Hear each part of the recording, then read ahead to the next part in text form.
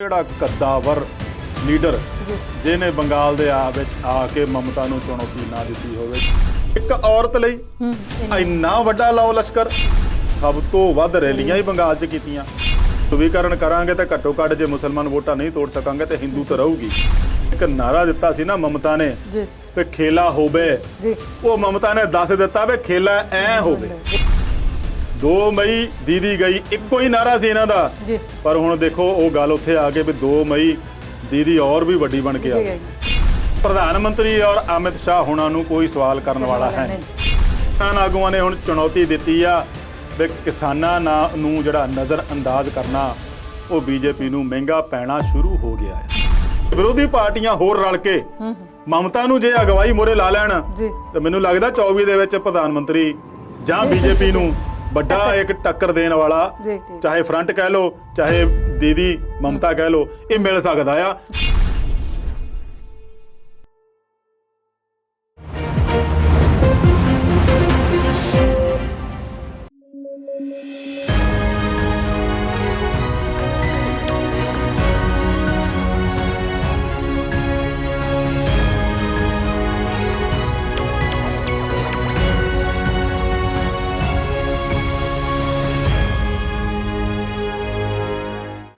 ਸਵਾਗਤ। Punjabi national TV ਦੇ ਦਰਸ਼ਕਾਂ ਦਾ ਮਨਪਸੰਦ ਪ੍ਰੋਗਰਾਮ ਵਿਚਾਰ ਚਰਚਾ ਲੈ ਕੇ ਹਾਜ਼ਰ ਹਾਂ। ਹਰ ਪਾਸੇ ਚਰਚਾ ਹੈ ਇੱਕ ਖਾਸ ਸ਼ਖਸੀਅਤ ਦੀ, ਇੱਕ ਖਾਸ ਇਲਾਕੇ ਦੀ, ਨਾਂ ਹੈ ਬੰਗਾਲ।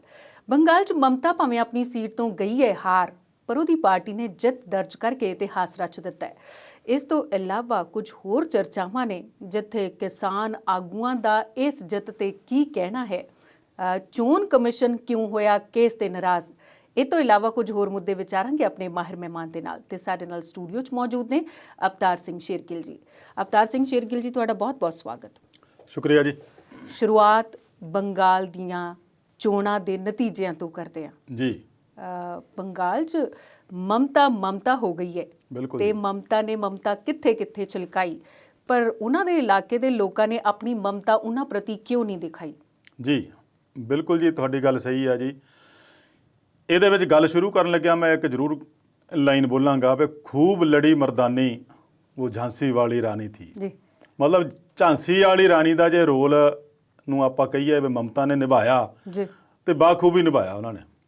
ਕਿਉਂਕਿ ਇੱਕ ਕੱਲੀ ਔਰਤ ਤੇ ਉਹਦੇ ਮੋਹਰੇ ਐਡਾ ਵੱਡਾ ਲਾਓ ਲਸ਼ਕਰ ਲੈ ਕੇ, ਜਿਵੇਂ ਜੰਗ ਦੇ ਮੈਦਾਨ ਵਿੱਚ ਨਹੀਂ ਹੁੰਦਾ ਪਿਆ ਇੱਕ ਕੱਲਾ ਅਰਜਨ ਹੀ ਘੇਰੇ 'ਚ ਆ ਜਾਂਦਾ ਤੇ ਉਹਦੇ ਮੋਹਰੇ ਪਤਾ ਨਹੀਂ ਕਿੰਨੀ ਕੁ ਕੌਰਵਾਂ ਦੀ ਸੈਨਾ ਹੁੰਦੀ ਆ, ਤੇ ਫਿਰ ਵੀ ਉਹ ਨਿਕਲ ਕੇ ਜਿੱਤ ਹੋ ਕੇ ਬਾਹਰ ਆਉਂਦਾ।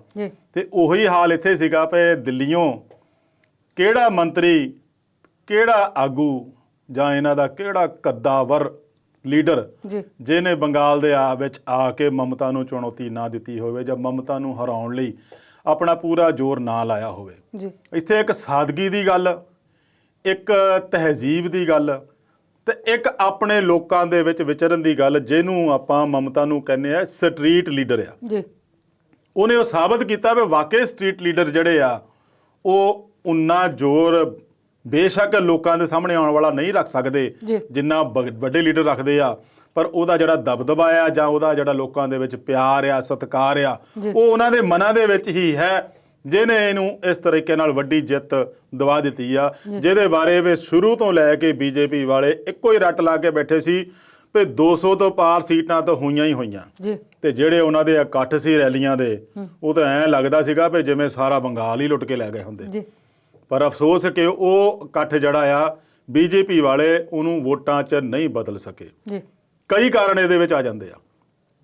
66 ਸਾਲ ਦੀ ਇੱਕ ਲੇਡੀ ਜਿਹੜੀ ਕਿ ਸਿੰਪਲ ਸਾੜੀ ਪਹਿਨਦੀ ਰਹੀ, ਸਾਰੀ ਉਮਰ ਉਹਨੇ ਨਿਭਾਤੀ, 7 ਵਾਰ ਦੀ MP ਰਹੀ ਆ, MLA ਬਣੀ ਆ, ਕਿਸੇ ਦੀ ਤਰ੍ਹਾਂ ਦੀ ਉਹ ਪੈਨਸ਼ਨ, ਕੋਈ ਪੈਸਾ ਉਹਦੇ ਕੋਲ ਜਮ੍ਹਾਂ ਨਹੀਂ, ਕੁਛ ਨਹੀਂ, ਮਤਲਬ ਇੱਕ ਬਿਲਕੁਲ ਸਾਦੀ ਜ਼ਿੰਦਗੀ ਜਿਉਣ ਵਾਲੀ ਉਹਨੂੰ ਟੱਕਰ ਦੇ ਰਹੀ ਸੀ ਐਡੀ ਵੱਡਾ ਨਿਜ਼ਾਮ। ਔਰ ਲੋਕਾਂ ਦੇ ਸਾਹਮਣੇ ਵੀ ਆ ਗਿਆ ਸੀ ਵੀ ਯਾਰ ਇੱਕ ਔਰਤ ਲਈ ਇੰਨਾ ਵੱਡਾ ਲਾਓ ਲਸ਼ਕਰ। ਫਿਰ ਇਹ ਵੀ ਵੱਡੀ ਹੈਰਾਨਗੀ ਦੀ ਗੱਲ ਆ ਵੀ ਜਿੰਨੇ ਪ੍ਰਧਾਨ ਮੰਤਰੀ ਪਹਿਲਾਂ ਦੇਸ਼ ਦੇ ਬਣੇ ਆ, ਕਿਸੇ ਨੇ ਇਸ ਕਦਰ ਸੂਬੇ ਦੀ ਸਿਆਸਤ ਜਾਂ ਸੂਬੇ ਦੀਆਂ ਚੋਣਾਂ 'ਚ ਇੰਨਾ ਦਖਲ ਨਹੀਂ ਦਿੱਤਾ ਜਿੰਨਾ ਪ੍ਰਧਾਨ ਮੰਤਰੀ ਮੋਦੀ ਹੋਰਾਂ ਨੇ ਸ਼ੁਰੂ ਤੋਂ ਲੈ ਕੇ ਕਹਿੰਦੇ ਸਭ ਤੋਂ ਵੱਧ ਰੈਲੀਆਂ ਹੀ ਬੰਗਾਲ 'ਚ ਕੀਤੀਆਂ। 21 ਰੈਲੀਆਂ। ਤੇ ਸਮਾਂ ਸੀਗਾ ਉਦੋਂ ਕਰੋਨਾ ਦਾ, ਜੀ ਜਿੱਥੇ ਧਿਆਨ ਦੇਣਾ ਬਣਦਾ ਸੀ ਉੱਥੇ ਦਿੱਤਾ ਨਹੀਂ। ਜੀ ਉਹਦੇ ਹਾਲਾਤ ਦੇਖੋ ਮੇਰੇ ਦੇਸ਼ ਭਾਰਤ ਮਹਾਨ ਦਾ ਕੀ ਕਰ ਦਿੱਤਾ, ਇਹਦੇ ਤੇ ਬਾਅਦ ਚ ਆਵਾਂਗੇ। ਪਰ ਚੋਣਾਂ ਦੇ ਵਿੱਚ ਜਦੋਂ ਆਪਾਂ ਗੱਲ ਕਰਦੇ ਹਾਂ ਤੇ ਵਾਕਈ ਜਿਹੜਾ ਉੱਥੇ ਇੱਕ ਨਾਰਾ ਦਿੱਤਾ ਸੀ ਨਾ ਮਮਤਾ ਨੇ ਜੀ ਵੀ ਖੇਲਾ ਹੋਵੇ, ਜੀ ਉਹ ਮਮਤਾ ਨੇ ਦੱਸ ਦਿੱਤਾ ਵੀ ਖੇਲਾ ਐ ਹੋਵੇ। ਜੀ ਉਹਨੇ ਨਰਿੰਦਰ ਮੋਦੀ ਹੋਰਾਂ ਨੂੰ, ਅਮਿਤ ਸ਼ਾਹ ਹੋਰਾਂ ਨੂੰ, ਜੇਪੀ ਨੱਡਾ ਹੋਰਾਂ ਨੂੰ ਸਾਰਿਆਂ ਨੂੰ ਦੱਸਤਾ।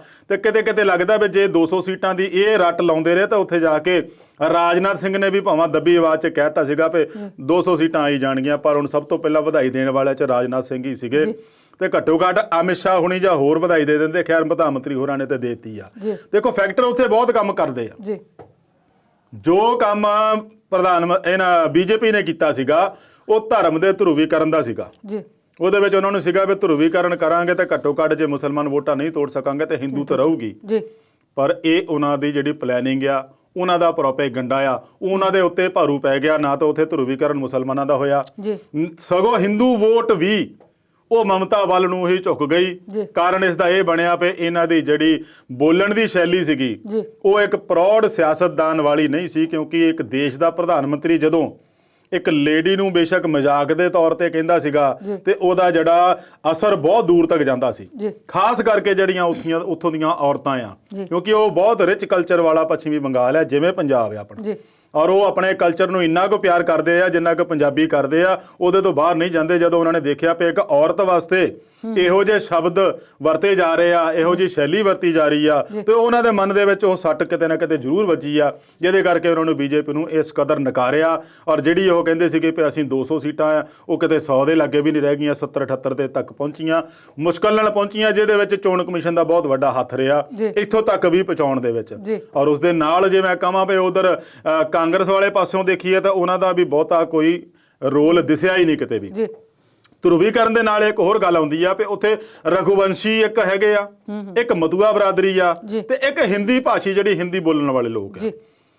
ਬੀਜੇਪੀ ਨੂੰ ਲੱਗਦਾ ਸੀ ਬੰਗਲਾ ਭਾਸ਼ਾ ਬੋਲਣ ਵਾਲੇ ਜਿਹੜੇ ਆ ਉਹ ਤਾਂ ਮਮਤਾ ਨਾਲ ਜਾਣਗੇ, ਜਿਹੜੇ ਹਿੰਦੀ ਭਾਸ਼ਾ ਵਾਲੇ ਆ ਉਹਨਾਂ ਨੂੰ ਘੱਟੋ ਘੱਟ ਅਸੀਂ ਆਪਣੇ ਨਾਲ ਜੋੜ ਸਕਾਂਗੇ। ਇਹੀ ਕਾਰਨ ਸੀਗਾ ਕਿ ਉਹਨਾਂ ਨੇ ਬੰਗਾਲ ਦੇ ਵਿੱਚ ਇੱਕ ਨਹੀਂ ਦੋ ਨੇ ਘੱਟੋ ਘੱਟ 8 ਗੇੜਾਂ 'ਚ ਚੋਣਾਂ ਕਰਾਈਆਂ, ਜਿਹਦੇ ਤੋਂ ਲੱਗਦਾ ਸੀਗਾ ਕਿ ਇਹ ਤਿਆਰੀ ਆਪਣੀ ਕਿਸ ਤਰੀਕੇ ਨਾਲ ਕਰਕੇ ਆਏ ਆ। ਜੀ ਗੱਲ ਤੁਸੀਂ ਕੀਤੀ ਕਿ ਲੋਕਾਂ ਨੇ ਸਮਝ ਲਿਆ ਕਿ ਮਮਤਾ ਨੂੰ ਜਿਤਾਉਣਾ ਇਸ ਕਰਕੇ ਹੈ, ਇਮੋਸ਼ਨਲ ਕਾਰਡ ਸੀ ਉਹਨਾਂ ਨੇ ਖੇਡਿਆ ਤੇ ਉਹਨਾਂ ਨੂੰ ਲੱਗਦਾ ਸੀ ਕਿ ਇਹ ਸਾਡੇ ਸੂਬੇ ਦੇ ਸਨਮਾਨ ਦੀ ਗੱਲ ਹੈ, ਇਸ ਕਰਕੇ ਮਮਤਾ ਨੂੰ ਵੋਟ ਪਾਣੀ ਜ਼ਿਆਦਾ ਠੀਕ ਹੈ। ਜੀ ਬਿਲਕੁਲ। ਤੇ ਅਮਿਤ ਸ਼ਾਹ ਤੇ ਨਰਿੰਦਰ ਮੋਦੀ ਕਿੰਨੀਆਂ ਰੈਲੀਆਂ ਕਰਕੇ ਕਿਵੇਂ ਜੋੜ ਤੋੜ ਕੀਤੇ ਸਭ ਨੂੰ ਪਤਾ ਹੈ। ਬਿਲਕੁਲ ਜੀ। ਪਰ ਫਿਰ ਵੀ ਜਿੰਨੀ ਵੱਡੀ ਹਾਰ ਉਹਨਾਂ ਨੂੰ ਦੇਣੀ ਚਾਹੀਦੀ ਸੀ ਓਡੀ ਨਹੀਂ, ਕਿਉਂਕਿ ਪਹਿਲਾਂ ਨਾਲੋਂ ਵੱਧ ਗਈ ਉਹਨਾਂ ਦੀਆਂ। ਜੀ ਬਿਲਕੁਲ ਬਿਲਕੁਲ। ਨਹੀਂ ਇਹਦੇ ਵਿੱਚ ਇਹ ਵੀ ਆਉਂਦਾ ਹੈ ਨਾ ਵੀ ਬੀਜੇਪੀ ਕੋਲ ਪਿਛਲੇ ਟਰਮ 'ਚ ਸਿਰਫ 3 ਸੀਟਾਂ ਸੀ। ਜੀ ਹੁਣ ਬੀਜੇਪੀ ਵਾਲੇ ਸ਼ਰਮੋ ਕੋ ਸ਼ਰਮੀ ਜ਼ਰੂਰ ਕਹਿ ਰਹੇ ਆ ਵੀ ਸਾਡੇ ਕੋਲ ਗਵਾਉਣ ਲਈ ਤਾਂ ਹੀ ਕੁਝ ਨਹੀਂ ਸੀ। ਜੀ ਅਸੀਂ ਜਿਹੜੀਆਂ 70-72 ਸੀਟਾਂ ਪਾਈਆਂ ਉਹ ਗੇਨ ਹੀ ਕੀਤੀਆਂ ਆ, ਸਾਡੇ ਕੋਲ ਗਵਾਉਣ ਲਈ ਕੁਝ ਨਹੀਂ ਸੀ, ਸਗੋਂ ਹਾਸਲ ਕੀਤਾ ਆ। ਵੀ ਮਾੜੀ ਮੋਟੀ ਥੋੜੀ ਜਿਹੀ ਸ਼ਰਮ ਨੂੰ ਲੱਤ ਮਾਰੋ ਵੀ ਜੇ ਤੁਸੀਂ ਗੱਲ 200 ਦੀ ਕਰਦੇ ਸੀਗੇ ਉੱਥੇ ਤੁਸੀਂ 100 ਤੱਕ ਵੀ ਨਹੀਂ ਪਹੁੰਚੇ। ਫਿਰ ਦੁਪਹਿਰ ਨੂੰ ਫੇਰ ਬੀਜੇਪੀ ਦੇ ਆਗੂ ਜਿਹੜੇ ਮੈਂ ਚੈਨਲਾਂ 'ਚ ਬੋਲਦੇ ਦੇਖੇ ਆ ਕਿ ਅਭੀ ਰੁਕ ਜਾਓ ਭਈਆ, ਅਭੀ ਤਾਂ ਰੁਝਾਨ ਹੈ, अभी मैजिक जो वर्ड है उसको पार कर जाएंगे। ਹੁਣ मैजिक वर्ड पता नहीं ਉਹ 10 ਦਿਨਾਂ ਨੂੰ ਕਰਨਾ ਪਾਰ, ਉਹਨਾਂ ਨੇ ਖੈਰ 5 ਸਾਲ ਤੱਕ ਗਏ ਨਾ मैजिक वर्ड ਵਾਲੇ ਪਾਸੇ। ਇਹਨਾਂ ਦੀ ਜਿਹੜੀ ਬੋਲਣ ਦੀ ਸ਼ੈਲੀ ਸਭ ਤੋਂ ਵੱਧ ਪ੍ਰਭਾਵਿਤ ਹੋਈ ਆ। ਦੂਸਰੀ ਜਿਹੜੀ ਸੀਗੀ ਵੀ ਜਦੋਂ ਮਮਤਾ ਦੇ ਲੱਗੀ ਸੱਟ, ਉਹ ਸੱਟ ਵੀ ਪ੍ਰੂਵ ਸੀਗੀ। ਇਹਨਾਂ ਨੇ ਉਹਨੂੰ ਵੀ ਬਹਾਨਾ ਹੀ ਸਮਝਿਆ, ਉਹਨੂੰ ਵੀ ਇਹ ਇਸ ਗੱਲ ਨੂੰ ਲੈ ਕੇ ਤੁਰੇ ਪਏ ਹਮਦਰਦੀ ਵੋਟ ਕਰਕੇ ਮਮਤਾ ਨੇ ਪੂਰਾ ਇਹ ਡਰਾਮਾ ਰਚਿਆ ਆ। ਪਰ ਉਹ ਡਾਕਟਰਾਂ ਦੀ ਰਿਪੋਰਟ, ਐਕਸਰੇ ਰਿਪੋਰਟ ਉਹ ਤਾਂ ਝੂਠ ਨਹੀਂ ਬੋਲਦੀ ਸੀਗੀ। ਉਹ ਪਾਸਾ ਹੀ ਇੱਕ ਚਲੇ ਗਿਆ ਪਏ ਕੋਈ ਗੱਲ ਨਹੀਂ, ਪਰ ਉਹ ਧੰਨਿਆ ਕੱਲੀ ਬੀਬੀ ਜਿਹਨੇ ਵੀਲ ਚੇਅਰ ਦੇ ਉੱਤੇ ਵੀ ਇਹਨਾਂ ਦਾ ਉਸੇ ਤਰੀਕੇ ਨਾਲ ਟਾਕਰਾ ਕੀਤਾ ਜਿਸ ਤਰੀਕੇ ਨਾਲ ਇਹ ਕਰਦੇ ਰਹੇ ਜਾ ਕੇ। ਜੇ ਰੋਡ ਸ਼ੋਅ ਕਰਦੇ ਸੀ ਤਾਂ ਉਹ ਵੀ ਰੋਡ ਸ਼ੋਅ ਰੋਡਾਂ ਦੇ ਉੱਤੇ ਵੀਲ ਚੇਅਰ ਦੇ ਉੱਤੇ ਲੈ ਜਾਂਦੀ ਸੀ। ਤੇ ਜਦੋਂ ਉਹਨਾਂ ਦੇ ਉੱਤੇ ਕਈ ਤਰ੍ਹਾਂ ਦੇ ਟੰਜ ਕੀਤੇ ਗਏ ਆ ਵੀ ਐਵੇਂ ਪਲਾਸਟਰ ਵਾਲੀ ਲੱਤ ਨਾ ਮੂਹਰੇ ਦਿਖਾ ਲਿਆ ਕਰ। ਦੇਖੋ ਉਹਨਾਂ ਦਾ ਬੀਜੇਪੀ ਦਾ ਲੀਡਰ ਕਹਿ ਰਿਹਾ ਸੀ ਉਦੋਂ ਚੋਣ ਪ੍ਰਚਾਰ 'ਚ ਵੀ ਚੰਗਾ ਨਹੀਂ ਲੱਗਦਾ ਵੀ ਲੱਤ ਤੂੰ ਪਲਾਸਟਰ ਵਾਲੀ ਲੈ ਕੇ ਮੂਹਰੇ ਆ ਜਾਂਦੀ ਆ। ਤੇ ਹੁਣ ਜੇ ਇਹ ਸੋਚਿਆ ਜਾਵੇ ਵੀ ਰੱਬ ਨਾ ਕਰੇ ਖੁਦਾ ਨਾ ਖਾਸਤਾ ਤੁਹਾਡੇ ਲੱਗੀ ਹੁੰਦੀ ਸੱਟ ਤੇ ਤੁਹਾਨੂੰ ਇਹ ਲੱਗਦਾ ਵੀ ਅਸੀਂ ਚੋਣ ਪ੍ਰਚਾਰ ਕਰਨਾ ਹੀ ਆ, ਮੇਰੇ ਤੋਂ ਬਿਨਾਂ ਗੱਲ ਬਣਨੀ ਨਹੀਂ। ਔਰ ਹੈ ਵੀ ਸਿੰਗਲ ਸੀ, ਉਹ ਕੱਲੀ ਲੈ ਗਈ ਉਹ ਪੂਰਾ ਚੋਣ ਪ੍ਰਚਾਰ ਮੁਹਿੰਮ। ਉਹਦੇ ਨਾਲ ਦੇ ਜਿੰਨੇ ਬੰਦੇ ਸੀਗੇ ਭਾਜਪਾ ਵਾਲੇ ਉਹ ਸਾਰੇ ਭਾਜਪਾ ਵਾਲੇ ਲੈ ਗਏ ਸੀਗੇ। ਉਹਨਾਂ ਨੂੰ ਵੀ ਬਹੁਤ ਵੱਡਾ ਸਬਕ ਮਿਲਿਆ ਤੇ ਭਾਈ ਸਾਹਿਬ ਜਦੋਂ ਜਿਸ ਪਾਰਟੀ ਨਾਲ ਜੁੜੇ ਆ ਨਾ, ਜੇ ਉਹਦੇ ਤੇ ਕੋਈ ਚੰਗਾ ਸਮਾਂ ਆਉਂਦਾ ਤਾਂ ਨਾਲ ਜੁੜੇ ਆ, ਮਾੜਾ ਆਉਂਦਾ ਤਾਂ ਵੀ ਨਾਲ ਹੀ ਰਹਿਣਾ ਚਾਹੀਦਾ। ਇਹ ਨਹੀਂ ਵੀ ਜੇ ਤੁਸੀਂ ਸਮਝੋ ਵੀ ਵੱਡਾ ਕੋਈ ਬੰਦਾ ਦਲ ਬਲ ਲੈ ਕੇ ਆ ਰਿਹਾ ਤੇ ਪਤਾ ਨਹੀਂ ਤੁਹਾਨੂੰ ਕਿੱਡੇ ਕੁ ਉਹ ਦਿਖਾਲ ਰਿਹਾ ਵੀ ਕੀ ਬਣ ਜਾਊਗਾ, ਕੀ ਹੋ ਜਾਊਗਾ, ਤੇ ਉਹਨਾਂ ਦਾ ਹਸ਼ਰ ਜੋ ਹੋਇਆ ਹੁਣ ਸਾਹਮਣੇ ਹੀ ਆ ਵੀ 16 ਦੇ 16 ਐਮਐਲਏ ਜਿਹੜੇ ਸੀਗੇ ਛੱਡ ਕੇ ਇਹਨਾਂ ਨੂੰ ਗਏ ਸੀ, ਸਾਰੇ ਹਾਰ ਗਏ। ਵੱਡੇ ਵੱਡੇ ਐਮਪੀ ਜਿਹੜੇ ਸੀਗੇ ਉਹ ਬਾਬੁਲ ਸੁਪਰੀਓ ਵਰਗੇ ਸੈਲੀਬ੍ਰਿਟੀ ਹੈ, ਆਪਣੀ ਲੋਕ ਸਭਾ ਦੀ ਰਾਜ ਸਭਾ ਦੀ ਸੀਟ ਤਿਆਗ ਕੇ ਆਈ ਸੀਗੇ। ਉਹ ਤੁਹਾਨੂੰ ਕਹਿੰਦੇ ਸੀ ਨਾ ਵੀ ਹਮਕੋ ਤੋਂ ਲੈ ਡੁਬੇ ਸਨਮ ਆਪਕੋ ਵੀ ਲੈ ਜਾਏਂਗੇ। ਉਹ ਗੱਲ ਹੈ ਵੀ ਨਾ ਉਧਰ ਕੇ ਰਹੇ ਨਾ ਇਧਰ ਕੇ ਰਹੇ। ਹੁਣ ਉਹਨਾਂ ਨੂੰ ਪਤਾ ਲੱਗੂਗਾ 5 ਸਾਲ ਦੇ ਵਿੱਚ। ਦੇਖੋ ਦਲ ਬਦਲੂਆਂ ਲਈ ਬਹੁਤ ਵੱਡਾ ਸਬਕ ਆ ਇਹ। ਉਹ 5 ਸਾਲ ਹੁਣ ਹੱਥ ਲਾ ਦੇਖਣਗੇ ਵੀ ਇਹ ਬਣੀ ਤੇ ਬਣੀ ਕੀ ਗੱਲ ਆ, ਕਿਉਂਕਿ ਅਗਲੀਆਂ ਪਾਰਟੀਆਂ ਜਿਹੜੀਆਂ ਨੂੰ ਸਬਕ ਮਿਲਣਾ ਜ਼ਰੂਰੀ ਆ। ਜਿਹੜੇ ਮੌਕਾ ਪ੍ਰਸਤ ਦੇਖ ਕੇ ਪਾਰਟੀਆਂ ਛੱਡ ਕੇ ਫਟਾਫਟ ਦੂਜੀ ਪਾਰਟੀ ਚੱਲ ਜਾਂਦੇ ਆ। ਗੱਲ ਸਿਰਫ ਕੁਰਸੀ ਦੀ ਆ, ਸਾਨੂੰ ਪਾਰਟੀ ਨਾਲ ਕੋਈ ਮਤਲਬ ਨਹੀਂ। ਜਿਸ ਪਾਰਟੀ ਨੇ ਤੁਹਾਨੂੰ ਇੱਕ ਕਾਉਂਸਲਰ ਤੋਂ ਲੈ ਕੇ ਪਿਓ ਐਮਪੀ ਬਣਾਤਾ, ਤੁਹਾਨੂੰ ਐਮਐਲਏ ਬਣਾਤਾ, ਸੈਕੰਡ ਇਨ ਕਮਾਂਡ ਦੇਤੀ, ਮੰਤਰੀ ਬਣਾਤਾ। ਮੈਂ ਸ਼ੁਭੇਂਦੂ ਅਧਿਕਾਰੀ ਦੀ ਗੱਲ ਕਰ ਰਿਹਾ। ਨਹੀਂ, ਮੈਂ ਸ਼ੁਭੇਂਦੂ ਤੇ ਆਉਣਾ ਹੀ ਸੀ। ਉਸ ਬੰਦੇ ਨੂੰ ਇੱਥੋਂ ਤੱਕ ਲਿਜਾਣ ਵਾਲੀ ਮਮਤਾ ਆ, ਉਹਦੇ ਫਾਦਰ ਨੂੰ ਐਮਪੀ ਬਣਾਇਆ। ਜਿੰਨੇ ਹੋਰ ਜਿਹੜੇ ਗਏ ਆ ਸਾਰੇ ਤ੍ਰਿਣਮੂਲ ਕਾਂਗਰਸ ਦੇ ਮਮਤਾ ਦੇ ਹੀ ਚੱਕਿਓਂ ਗਏ ਗਾਹਾਂ, ਤੇ ਉਹ ਬਿਲਕੁਲ ਅਹਿਸਾਨ ਭੁੱਲ ਗਏ। ਪਰ ਉਹਨਾਂ ਨੂੰ ਇਹ ਨਹੀਂ ਪਤਾ ਸੀਗਾ ਵੀ ਮਮਤਾ ਜਿਹੜੀ ਉੱਥੇ ਲੋਕਾਂ ਦੇ ਗਰਾਊਂਡ ਲੈਵਲ ਤੇ ਦਿਲਾਂ ਤੇ ਰਾਜ ਕਰਦੀ ਆ। ਬੇਸ਼ੱਕ ਇਕੱਠ ਪੱਖੋਂ ਉਹ ਭਾਜਪਾ ਦਾ ਬਹੁਤ ਵੱਡਾ ਹੁੰਦਾ ਰਿਹਾ, ਲੋਕ ਆਉਂਦੇ ਰਹੇ, ਜੁੜਦੇ ਰਹੇ, ਪਰ ਉਹ ਜੇ ਕਹਿੰਦੇ ਜੇ ਇਹ ਭਰਮ ਭੁਲੇਖਾ ਪਾ ਸਕਦਾ, ਅਸੀਂ ਕਿਉਂ ਨਹੀਂ ਪਾ ਸਕਦੇ? ਵੀ ਇਕੱਠ ਬਣ ਕੇ ਚੱਲ ਜਾਓ, ਵੋਟ ਤਾਂ ਜਿੱਥੇ ਪਾਉਣੀ ਅਸੀਂ ਉੱਥੇ ਪਾਉਣੀ ਆ। ਜੀ, ਤੇ ਅਵਤਾਰ ਜੀ ਗੱਲਬਾਤ ਆਪਾਂ ਜਾਰੀ ਰੱਖਦੇ ਹਾਂ ਪਰ ਬ੍ਰੇਕ ਤੋਂ ਬਾਅਦ।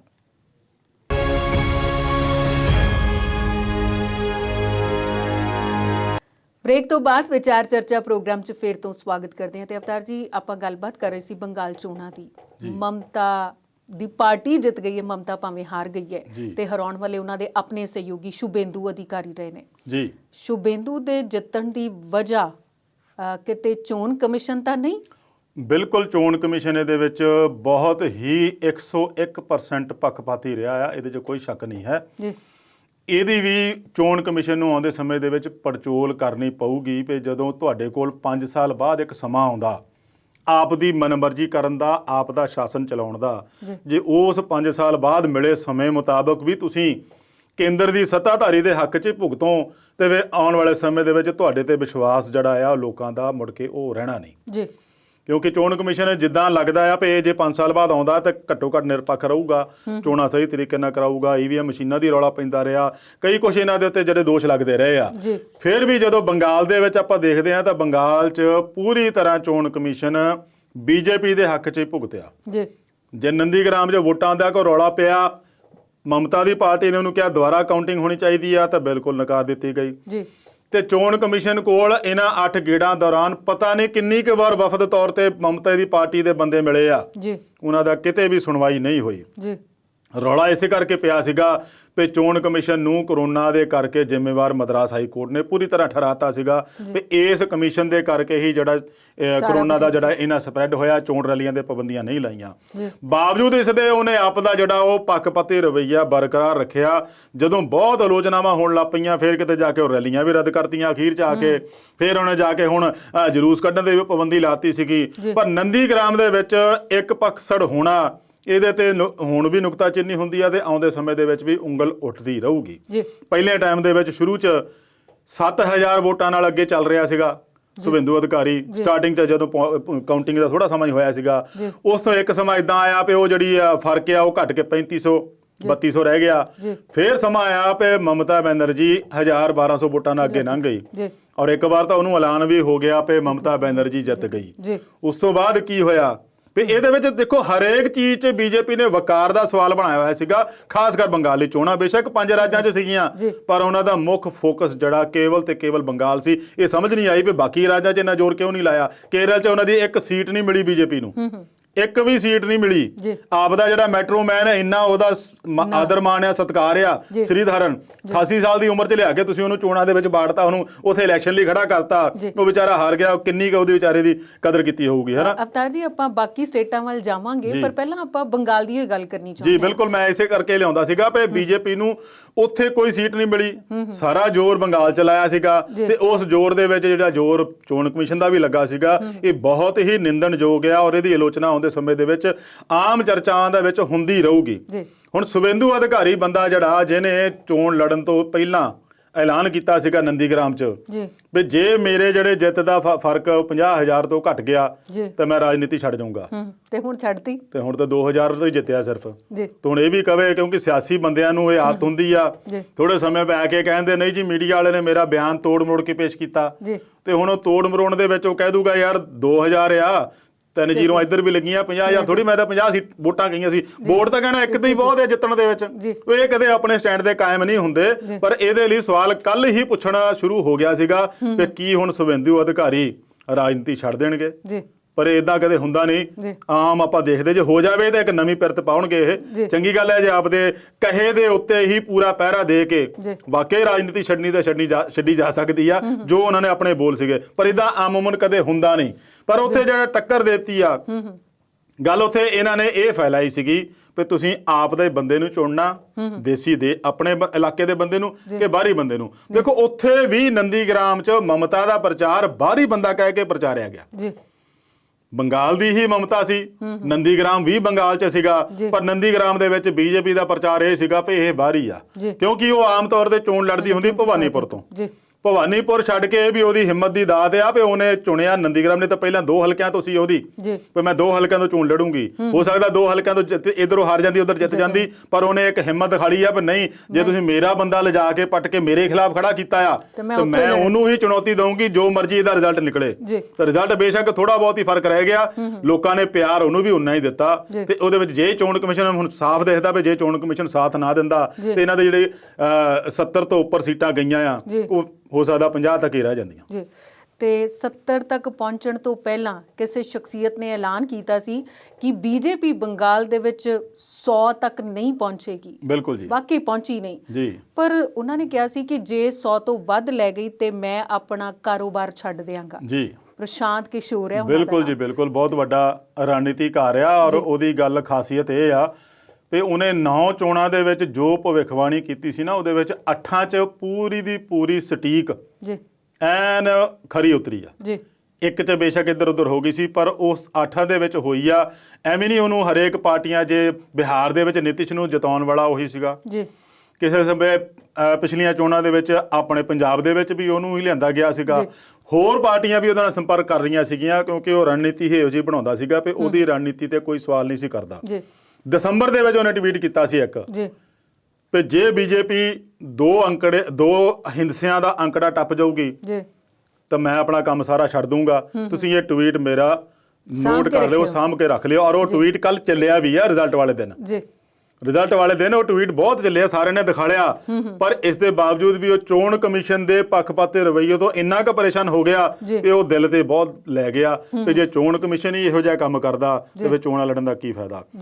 ਇਸੇ ਕਰਕੇ ਉਹਨੇ ਕਿਹਾ ਵੀ ਮੈਂ ਹੁਣ ਆਉਂਦੇ ਸਮੇਂ ਦੇ ਵਿੱਚ ਕਿਸੇ ਵੀ ਪਾਰਟੀ ਲਈ ਰਣਨੀਤੀ ਨਹੀਂ ਬਣਾਉਂਗਾ। ਤੇ ਇਹਦੇ ਨਾਲ ਹੁਣ ਪੰਜਾਬ ਸਰਕਾਰ ਦੇ ਨਾਲ ਜੋ ਉਹਨੇ ਵਾਅਦਾ ਕੀਤਾ ਆ 2022 ਵਾਸਤੇ, ਜਿੱਥੇ ਕੈਪਟਨ ਸਾਹਿਬ ਨੇ ਉਹਨਾਂ ਨੂੰ ਲਿਆਂਦਾ ਆ ਵੀ ਸਾਡੀ ਜਿਹੜੀ ਸਟ੍ਰੈਟੇਜਿਸਟ ਇਹ ਹੋਣਗੇ, ਉਹਦੇ ਤੇ ਉਹ ਕੀ ਕਰਦੇ ਆ, ਹੋ ਸਕਦਾ ਇਹ ਕੰਮ ਕਰਕੇ ਫੇਰ ਸੰਨਿਆਸ ਲੈਂਦੇ ਆ ਜਾਂ ਇਹਨੂੰ ਵੀ ਵਿੱਚੇ ਛੱਡ ਜਾਂਦੇ ਆ। ਇਹ ਤਾਂ ਆਉਣ ਵਾਲਾ ਸਮਾਂ ਦੱਸੂਗਾ। ਪਰ ਜੋ ਗੰਭੀਰ ਦੋਸ਼ ਚੋਣ ਕਮਿਸ਼ਨ ਤੇ ਲਾ ਕੇ ਗਏ ਆ, ਉਹ ਵਾਕਈ ਉਹ ਦੇਸ਼ ਲਈ ਬਹੁਤ ਹੀ ਗੰਭੀਰ ਵਿਸ਼ਾ ਦਾ ਜਿਹੜਾ ਮੁੱਦਾ ਬਣ ਸਕਦਾ ਆਉਂਦੇ ਸਮੇਂ ਦੇ ਵਿੱਚ। ਮੈਂ ਇੱਕ ਗੱਲ ਹੋਰ ਕਹਿ ਸਕਦਾ ਵੀ ਇਹਦੇ ਵਿੱਚ ਬੀਜੇਪੀ ਵਾਲਿਆਂ ਨੇ ਜੋ ਰੌਲਾ ਪਾਇਆ ਸੀਗਾ ਨਾ ਵੀ 2 ਮਈ ਦੀਦੀ ਗਈ, 2 ਮਈ ਦੀਦੀ ਗਈ, ਇੱਕੋ ਹੀ ਨਾਰਾ ਸੀ ਇਹਨਾਂ ਦਾ।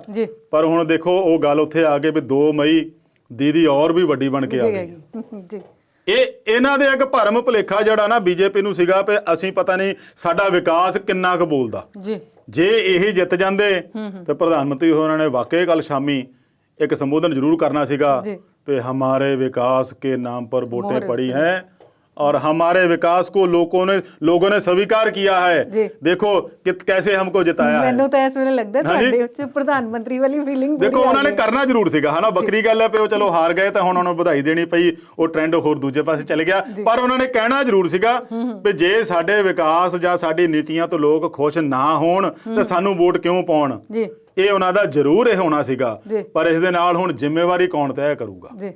ਬੀਜੇਪੀ ਦੇ ਵਿੱਚ ਇੱਕ ਵੱਡੀ ਗੱਲ ਇਹੀ ਆ ਵੀ ਪ੍ਰਧਾਨ ਮੰਤਰੀ ਔਰ ਅਮਿਤ ਸ਼ਾਹ ਹੁਣਾਂ ਨੂੰ ਕੋਈ ਸਵਾਲ ਕਰਨ ਵਾਲਾ ਹੈ ਨਹੀਂ, ਚਾਹੇ ਉਹ ਹਾਰਨ ਚਾਹੇ ਜਿੱਤਣ। ਜਿੱਥੇ ਉਹ ਜਿੱਤ ਦਾ ਸਿਹਰਾ ਲੈਂਦੇ ਆ ਉੱਥੇ ਹਾਰ ਦਾ ਸਿਹਰਾ ਕੌਣ ਲਊਗਾ।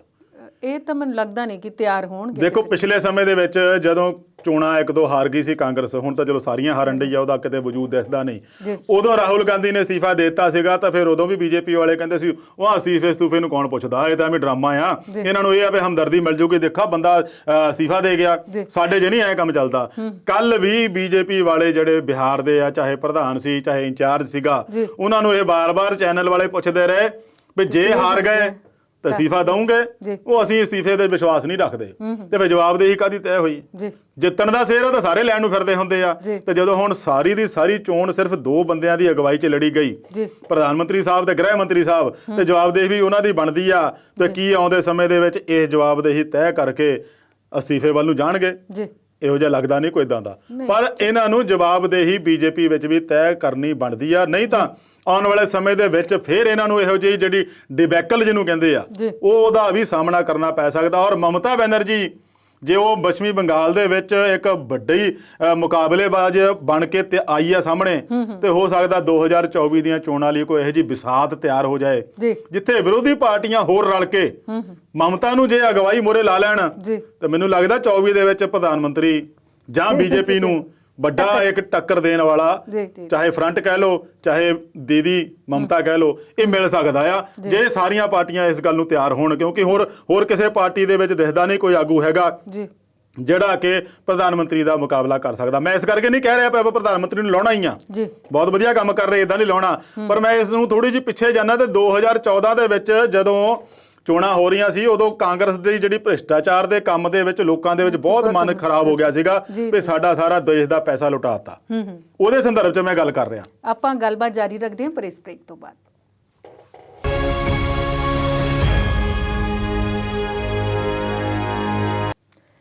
ਬ੍ਰੇਕ ਤੋਂ ਬਾਅਦ ਵਿਚਾਰ ਚਰਚਾ ਪ੍ਰੋਗਰਾਮ 'ਚ ਫਿਰ ਤੋਂ ਸਵਾਗਤ ਕਰਦੇ ਹਾਂ। ਆਪਾਂ ਗੱਲ ਕਰ ਰਹੇ ਸੀ 2014 ਦੀਆਂ ਚੋਣਾਂ ਦੀ। ਹਾਂ, ਮੈਂ ਗੱਲ ਇਸੇ ਕਰਕੇ ਛੇੜਿਆ ਪਿਆ, ਆਪਾਂ ਇਹ ਨਹੀਂ ਕਹਿੰਦੇ ਪਏ ਹੁਣ ਇਹਨੂੰ ਲਾਉਣਾ ਹੀ ਆ, ਜਾਂ ਦੇਖੋ ਸਰਕਾਰ ਆ, ਲੋਕਾਂ ਨੇ ਕਿਹਨੂੰ ਕਿੱਦਾਂ ਫਤਵਾ ਦੇ ਦੇਣਾ ਉਹ ਤੇ ਲੋਕਾਂ ਤੇ ਡਿਪੈਂਡ ਕਰਦਾ। 2014 ਦੀ ਗੱਲ ਮੈਂ ਤਾਂ ਛੇੜੀ ਸੀ ਵੀ ਉਦੋਂ ਯੂਪੀਏ ਸਰਕਾਰ ਦੇ ਵਿੱਚ ਭ੍ਰਿਸ਼ਟਾਚਾਰ ਅਰਬਾਂ ਖਰਬਾਂ ਰੁਪਈਏ ਦਾ ਹੋ ਗਿਆ ਸੀਗਾ। ਗੱਠਜੋੜ ਸਰਕਾਰ ਸੀਗੀ, ਕੋਈ 2G ਘੁਟਾਲਾ ਸੀਗਾ, ਕੋਈ ਕੋਲਾ ਘੁਟਾਲਾ ਸੀਗਾ, ਉਹਦੇ ਤੋਂ ਲੋਕ ਪਰੇਸ਼ਾਨ ਨਿਰਾਸ਼ ਹੋ ਗਏ ਸੀ ਵੀ ਹੋ ਕੀ ਰਿਹਾ ਆ। ਤੇ ਉਹਨਾਂ ਨੂੰ ਇੱਕ ਚਿਹਰਾ ਦਿਸਿਆ ਸੀਗਾ ਪ੍ਰਧਾਨ ਮੰਤਰੀ ਵਜੋਂ ਨਰਿੰਦਰ ਮੋਦੀ, ਔਰ ਉਹ ਲਹਿਰ ਏਦਾਂ ਚੱਲ ਪਈ ਸੀਗੀ, ਉਹ ਸਾਰਿਆਂ ਸਾਹਮਣੇ ਹੀ ਆ ਪਿਓ, ਸਿੰਗਲ ਲਾਰਜੈਸਟ ਪਾਰਟੀ ਬਣ ਕੇ 300 ਤੋਂ ਉੱਪਰ ਸੀਟਾਂ ਚੱਲ ਗਈ ਸੀ ਲੈ ਕੇ, ਹੈ ਨਾ। ਉਸ ਚਿਹਰੇ ਨੂੰ ਪਛਾਣ ਕੇ ਦੇਖਿਆ ਸੀਗਾ ਵੀ ਇਹ ਬੰਦਾ ਜਿਹੜਾ ਦੇਸ਼ ਲਈ ਕੁਝ ਵਧੀਆ ਕਰੂਗਾ, ਦੇਸ਼ ਨੂੰ ਨਵੇਂ ਮੁਕਾਮ ਤੇ ਲੈ ਕੇ ਜਾਊਗਾ, ਦੇਸ਼ ਵਾਸੀਆਂ ਲਈ ਭਲਾ ਕਰੂਗਾ।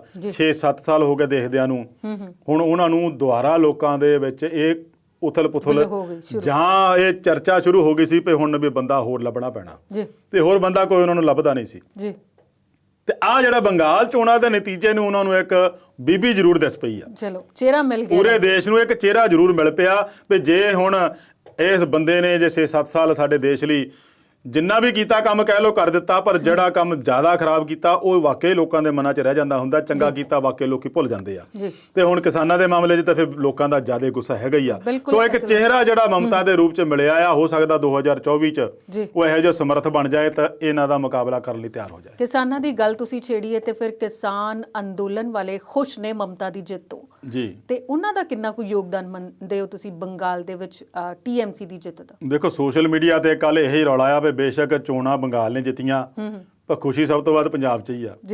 ਪੰਜਾਬ ਵਾਲੇ ਐ ਖੁਸ਼ ਹੋ ਰਹੇ ਜਿੱਦਾਂ ਅਸੀਂ ਸਰਕਾਰ ਆਪਣੀ ਬਣਾ ਲਈ ਹੁੰਦੀ ਆ। ਨਹੀਂ, ਬਿਲਕੁਲ ਇਦਾਂ ਦਾ ਹੀ ਹਨਾ। ਤੇ ਕਿਸਾਨਾਂ ਦਾ ਜਿਹੜਾ ਖੁਸ਼ੀ ਜ਼ਾਹਰ ਕਰਨਾ ਸੁਭਾਵਿਕ ਹੀ ਸੀਗਾ, ਕਿਉਂਕਿ ਉਹਨਾਂ ਨੇ ਡੇਰੇ ਪਹਿਲੇ ਦਿਨ ਤੋਂ ਹੀ ਪੱਛਮੀ ਬੰਗਾਲ 'ਚ ਲਾਤੇ ਸੀਗੇ। ਇਹ ਨਹੀਂ ਪਏ ਇਕੱਲੇ ਪੱਛਮੀ ਬੰਗਾਲ ਹੀ, ਤਮਿਲਨਾਡੂ ਵੀ ਗਏ ਸੀ, ਕੇਰਲ ਵੀ ਗਏ ਸੀਗੇ, ਹੋ ਸਕਦਾ ਆਸਾਮ 'ਚ ਵੀ ਇੱਕ ਅੱਧੀ ਕਰਕੇ ਆਏ ਹੋਣਗੇ, ਪਰ ਜ਼ਿਆਦਾ ਜ਼ੋਰ ਪੱਛਮੀ ਬੰਗਾਲ 'ਚ ਜਿੱਦਾਂ ਬੀਜੇਪੀ ਨੇ ਲਾਇਆ ਸੀ ਉਦਾਂ ਕਿਸਾਨਾਂ ਨੇ ਵੀ ਲਾਇਆ ਸੀ ਭਾਈ ਇੱਥੇ ਸਰਕਾਰ ਜਿਹੜੀ ਆ ਜਾਂ ਬੀਜੇਪੀ ਨੇ ਜਿੱਤਣੀ ਚਾਹੀਦੀ। ਉਹਨਾਂ ਨੇ ਮਮਤਾ ਨੂੰ ਜਿਤਾਉਣ ਲਈ ਨਹੀਂ ਕਿਹਾ ਸੀ, ਉਹਨਾਂ ਨੇ ਕਿਸੇ ਹੋਰ ਪਾਰਟੀ ਨੂੰ ਜਿਤਾਉਣ ਲਈ ਨਹੀਂ ਕਿਹਾ ਸੀ, ਉਹਨਾਂ ਦਾ ਸਿਰਫ ਇੱਕੋ ਇੱਕ ਏਜੰਡਾ ਸੀਗਾ ਵੀ ਬੀਜੇਪੀ ਵਾਲਾ ਨਹੀਂ ਜਿੱਤਣਾ ਚਾਹੀਦਾ ਕੋਈ ਵੀ ਬੰਦਾ। ਔਰ ਉਹਨਾਂ ਨੇ ਪ੍ਰਚਾਰ ਹੀ ਇਸ ਕਦਰ ਕੀਤਾ ਵੀ ਤੁਹਾਨੂੰ ਹੋਰ ਜਿਹੜਾ ਮਰਜ਼ੀ ਜਿਤਾ ਦਿਓ, ਬੀਜੇਪੀ ਬੰਦਾ ਨਹੀਂ ਜਿੱਤਣਾ ਚਾਹੀਦਾ। ਔਰ ਉਸ ਲਈ ਉਹਨਾਂ ਦੀ ਖੁਸ਼ੀ ਵਾਕਈ ਉਹਨਾਂ ਦੇ ਚਿਹਰਿਆਂ ਤੋਂ ਕੱਲ ਝਲਕ ਰਹੀ ਸੀਗੀ ਵੀ ਅਸੀਂ ਬੀਜੇਪੀ ਨੂੰ ਹਰਾਉਣ 'ਚ ਕਾਮਯਾਬ ਹੋਏ ਆ। ਉਹਨਾਂ ਨੇ ਮਮਤਾ ਦੀ ਜਿੱਤ ਦਾ ਨਹੀਂ ਕਿਹਾ ਤੇ ਜਿੱਤ ਗਈ ਤਾਂ ਅਸੀਂ ਖੁਸ਼ੀ ਆ, ਜਿੰਨਾ ਉਹਨਾਂ ਨੂੰ ਬੀਜੇਪੀ ਨੂੰ ਹਰਾਉਣ ਦੀ ਖੁਸ਼ੀ ਸੀ ਉਹਨਾਂ ਹੋਰ ਕਿਸੇ ਗੱਲ ਦੀ ਨਹੀਂ ਸੀਗੀ, ਜਿਸ ਕਰਕੇ ਬਾਰਡਰਾਂ ਤੇ ਬੈਠੇ ਕਿਸਾਨਾਂ ਨੇ ਲੱਡੂ ਵੰਡੇ ਆ, ਢੋਲ ਢਮੱਕੇ ਵੀ ਚਲਾਏ ਆ, ਭੰਗੜੇ ਵੀ ਪਾਏ ਆ। ਨਾਲ ਦੀ ਨਾਲ ਕਿਸਾਨ ਆਗੂਆਂ ਨੇ ਹੁਣ ਚੁਣੌਤੀ ਦਿੱਤੀ ਆ ਵੀ ਕਿਸਾਨਾਂ ਨੂੰ ਜਿਹੜਾ ਨਜ਼ਰ ਅੰਦਾਜ਼ ਕਰਨਾ ਉਹ ਬੀਜੇਪੀ ਨੂੰ ਮਹਿੰਗਾ ਪੈਣਾ ਸ਼ੁਰੂ ਹੋ ਗਿਆ ਆ।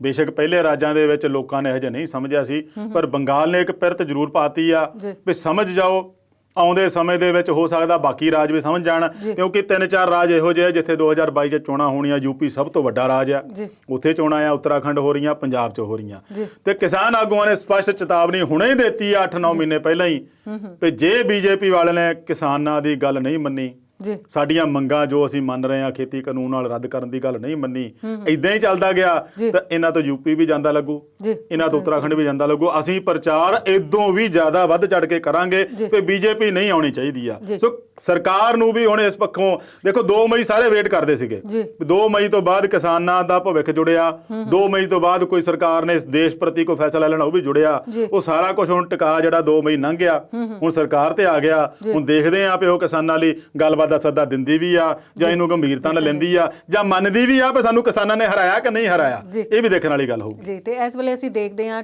ਚੋਣ ਵਾਲੇ ਰਾਜਾਂ ਨੂੰ, ਬੰਗਾਲ ਦੀ ਅਸੀਂ ਵਿਸਥਾਰਤ ਗੱਲਬਾਤ ਕਰ ਲਈ, ਤੇ ਬਾਕੀ ਸੂਬਿਆਂ ਦਾ ਕੀ ਹਾਲ ਚਾਲ ਹੈ? ਦੇਖੋ ਅਸਾਮ ਦੇ ਵਿੱਚ ਤਾਂ ਇਹਨਾਂ ਨੇ ਜੋ ਸੀਏ ਲਿਆਂਦਾ ਸੀ, NRC ਲਿਆਂਦਾ ਸੀ, ਬੜਾ ਉੱਥੇ ਬਵਾਲ ਮਚਿਆ ਸੀਗਾ, ਹਿੰਸਾ ਵੀ ਹੋਈ ਸੀਗੀ, ਕਾਫੀ ਗੋਲੀਬਾਰੀ ਦੀ ਘਟਨਾਵਾਂ ਹੋਈਆਂ ਸੀ, ਕੁਛ ਇੱਕ ਬੰਦੇ ਮਰ ਵੀ ਗਏ ਸੀਗੇ ਗੁਹਾਟੀ ਦੇ ਵਿੱਚ।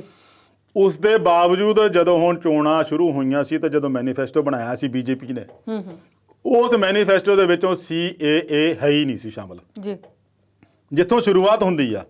ਤੇ ਇਸ ਤੋਂ ਲੱਗਦਾ ਵੀ ਲੋਕ ਜਿਹੜੇ ਉੱਥੋਂ ਵਾਲੇ ਆ ਦੁਬਾਰਾ ਬੀਜੇਪੀ ਨੂੰ ਇਸ ਕਰਕੇ ਚੁਣ ਰਹੇ ਆ ਵੀ ਉਹ ਚਾਹੁੰਦੇ ਸਾਡੇ ਦੇਸ਼ ਵਾਲੇ ਬੰਦੇ ਜਿਹੜੇ ਸਾਡੇ ਸੂਬੇ ਦੇ ਆ ਉਹੀ ਇੱਥੇ ਨਾਗਰਿਕ ਬਣਨ, ਬਾਹਰਲੇ ਜਿਹੜੇ ਬੰਗਲਾਦੇਸ਼ੀ ਆ ਜਾਂ ਹੋਰਨਾਂ ਦੇਸ਼ਾਂ ਦੇ ਆ ਕੇ ਜਿਹੜੇ ਰੋਹਿੰਗਿਆ ਵਾਲੇ ਹੋਰ ਆ ਜਿਹੜੇ ਬੈਠੇ ਆ ਉਹ ਨਾ ਬਣ। ਮੈਨੂੰ ਲੱਗਦਾ ਜਿਸ ਤਰੀਕੇ ਨਾਲ ਉਹਨਾਂ ਨੇ ਇਸ ਚੋਣਾਂ ਨੂੰ ਲੈ ਕੇ ਬੀਜੇਪੀ ਨੂੰ ਜਿਤਾਇਆ।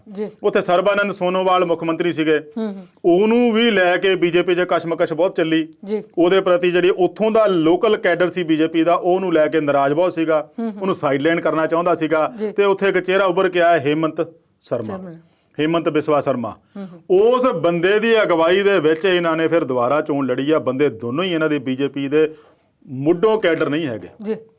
ਸਰਬਾਨੰਦ ਸੋਨੋਵਾਲ ਦੇਖੀਏ ਤਾਂ ਆਸਮ ਗਣ ਪਰਿਸ਼ਦ ਤੋਂ ਲਿਆਂਦਾ ਹੋਇਆ, ਤੇ ਇਹ ਵੀ ਜਿਹੜੇ ਆ ਹਿਮੰਤ ਬਿਸਵਾ ਆ ਇਹ ਵੀ ਕਿਸੇ ਹੋਰ ਪਾਰਟੀ ਚੋਂ ਲੈ ਕੇ ਆਏ ਆ। ਆਪਣਾ ਇਹਨਾਂ ਦਾ ਮੁੱਢੋਂ ਕੈਡਰ ਹੈ ਨਹੀਂ ਸੀ, ਮਤਲਬ ਉੱਥੇ ਇਹਨਾਂ ਦਾ ਸ਼ੁਰੂਆਤੀ ਵਜੂਦ ਜੇ ਕਹੀਏ ਤਾਂ ਹੈ ਨਹੀਂ ਸੀ, ਦੂਜੀਆਂ ਪਾਰਟੀਆਂ ਚੋਂ ਲੈ ਕੇ ਬਣਾਇਆ ਔਰ ਉਹਦੇ 'ਚ ਕਾਮਯਾਬ ਵੀ ਹੋਏ ਆ।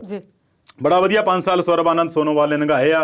ਹੁਣ ਹਿਮੰਤ ਬਿਸਵਾ ਦੇ ਨਾਲ ਜਿੰਨੀ ਸਟ੍ਰੈਟਜੀ ਚੋਣਾਂ ਦੀ ਲੜਨ ਵਾਲੀ ਬਣੀ ਆ, ਚਾਹੇ ਰੈਲੀਆਂ ਦੀ ਸੀਗੀ, ਚਾਹੇ ਪਾਰਟੀ ਟਿਕਟਾਂ ਦੀ ਸੀਗੀ, ਸਾਰਾ ਕੁਝ ਹਿਮੰਤ ਬਿਸਵਾ ਦੇ ਨਾਲ ਰਲ ਕੇ ਇਹਨਾਂ ਨੇ ਕੀਤਾ ਤੇ ਉਹਦੇ ਵਿੱਚ ਇਹ ਕਾਮਯਾਬ ਹੋਏ ਆ ਤੇ ਇਹਦਾ ਸਿਹਰਾ ਹਿਮੰਤ ਬਿਸਵਾ ਨੂੰ ਜਾਂਦਾ। ਪਰ ਹੁਣ ਉੱਥੇ ਮੁੱਖ ਮੰਤਰੀ ਵਜੋਂ ਕਿਹਨੂੰ ਪੇਸ਼ ਕੀਤਾ ਜਾਊਗਾ? ਦੇਖੋ ਮੁੱਖ ਮੰਤਰੀ ਵਜੋਂ ਤਾਂ ਇਹਨਾਂ ਨੇ ਬੰਗਾਲ 'ਚ ਵੀ ਪੇਸ਼ ਨਹੀਂ ਕੀਤਾ, ਜਿਹਦਾ ਖਮਿਆਜਾ ਭੁਗਤਿਆ ਇਹਨਾਂ ਨੇ, ਕਿਉਂਕਿ ਚਿਹਰਾ ਕਿਸੇ ਦਾ ਉੱਥੇ ਹੈ ਨਹੀਂ ਸੀ। ਤੇ ਮਮਤਾ ਦਾ ਚਿਹਰਾ ਪਤਾ ਸੀ ਵੀ ਮਮਤਾ ਲੋਨਲੀ ਇੱਕੋ ਇੱਕ ਆ ਜਿਹਨੇ ਮੁੱਖ ਮੰਤਰੀ ਵੀ ਇਹਨੇ ਬਣਨਾ।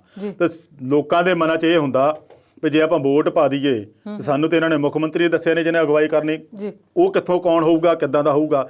ਇਹੀ ਕਾਰਨ ਸੀ ਵੀ 2017 ਚੋਣਾਂ ਦੇ ਵਿੱਚ ਆਮ ਆਦਮੀ ਪਾਰਟੀ ਦੀ ਜਦੋਂ ਹਨੇਰੀ ਚੱਲੀ ਸੀ ਉਹਨੂੰ ਵੀ ਇੱਕ ਫੈਕਟਰ ਇਹ ਵੀ ਲੈ ਡੁੱਬਾ ਸੀ ਕਿ ਉਹਨਾਂ ਨੇ ਮੁੱਖ ਮੰਤਰੀ ਦਾ ਚਿਹਰਾ ਪੇਸ਼ ਨਹੀਂ ਸੀ ਕੀਤਾ। ਇਹੀ ਕਾਰਨ ਹੈ ਜਿਹੜਾ ਵੱਡਾ ਫੈਕਟਰ ਇਹਨਾਂ ਲਈ ਬੰਗਾਲ 'ਚ ਵੀ ਇਹੀ ਰਿਹਾ। ਪਰ ਬੀਜੇਪੀ ਦਾ ਕਿਉਂਕਿ ਉੱਥੇ ਪਹਿਲਾਂ ਸਰਕਾਰ ਸੀਗੀ ਇਸ ਕਰਕੇ ਉਹਨਾਂ ਨੂੰ ਲੱਗਾ ਸੀ ਵੀ ਸੋਨੋਵਾਲ ਨਹੀਂ ਤਾਂ ਜਿਹੜਾ ਬਿਸਵਾ ਇਹਨਾਂ ਨੇ ਮੋਹਰੇ ਲਿਆਂਦਾ ਆ, ਕਿਉਂਕਿ ਉਹ ਬੜੀ ਵੱਡੀ ਪੱਧਰ ਤੇ ਕਰ ਰਿਹਾ ਸੀ ਔਰ ਉਹ ਮੈਂ ਦੇਖਿਆ ਉਹਨਾਂ ਨੇ ਬੜਾ ਬੇਤੁਕਾ ਬਿਆਨ ਵੀ ਦਿੱਤਾ ਸੀਗਾ। ਪਰ ਇੱਥੇ ਕਰੋਨਾ ਹੈ ਨਹੀਂ, ਹੁਣ ਵੋਟਾਂ ਪੈ ਜਾਣਗੀਆਂ, ਸਾਰਾ ਕੁਝ ਹੋ ਜਾਊਗਾ, ਫਿਰ ਅਸੀਂ ਦੱਸਾਂਗੇ ਕਰੋਨਾ ਹੈਗਾ ਤਾਂ ਫਿਰ ਮੰਨਿਓ, ਹਲੇ ਕੋਈ ਕਰੋਨਾ ਹੈ ਨਹੀਂ। ਦੇਖੋ ਇਹੋ ਜਿਹਾ ਬਿਆਨ ਵੀ ਉਸ ਬੰਦੇ ਨੇ ਦਿੱਤਾ ਸੀ। ਹੁਣ ਮੈਨੂੰ ਲੱਗਦਾ ਮੁੱਖ ਮੰਤਰੀ ਵੱਲ ਨੂੰ ਵੀ ਉਹੀ ਵੱਧ ਰਿਹਾ ਆ। ਸੋ ਇਹ ਅਸਾਮ ਵਿੱਚ ਉਹ ਆਪਦੀ ਜਿਹੜੀ ਸਰਕਾਰ ਬਚਾਉਣ ਵਿੱਚ ਬੀਜੇਪੀ ਕਾਮਯਾਬ ਹੋਈ ਆ।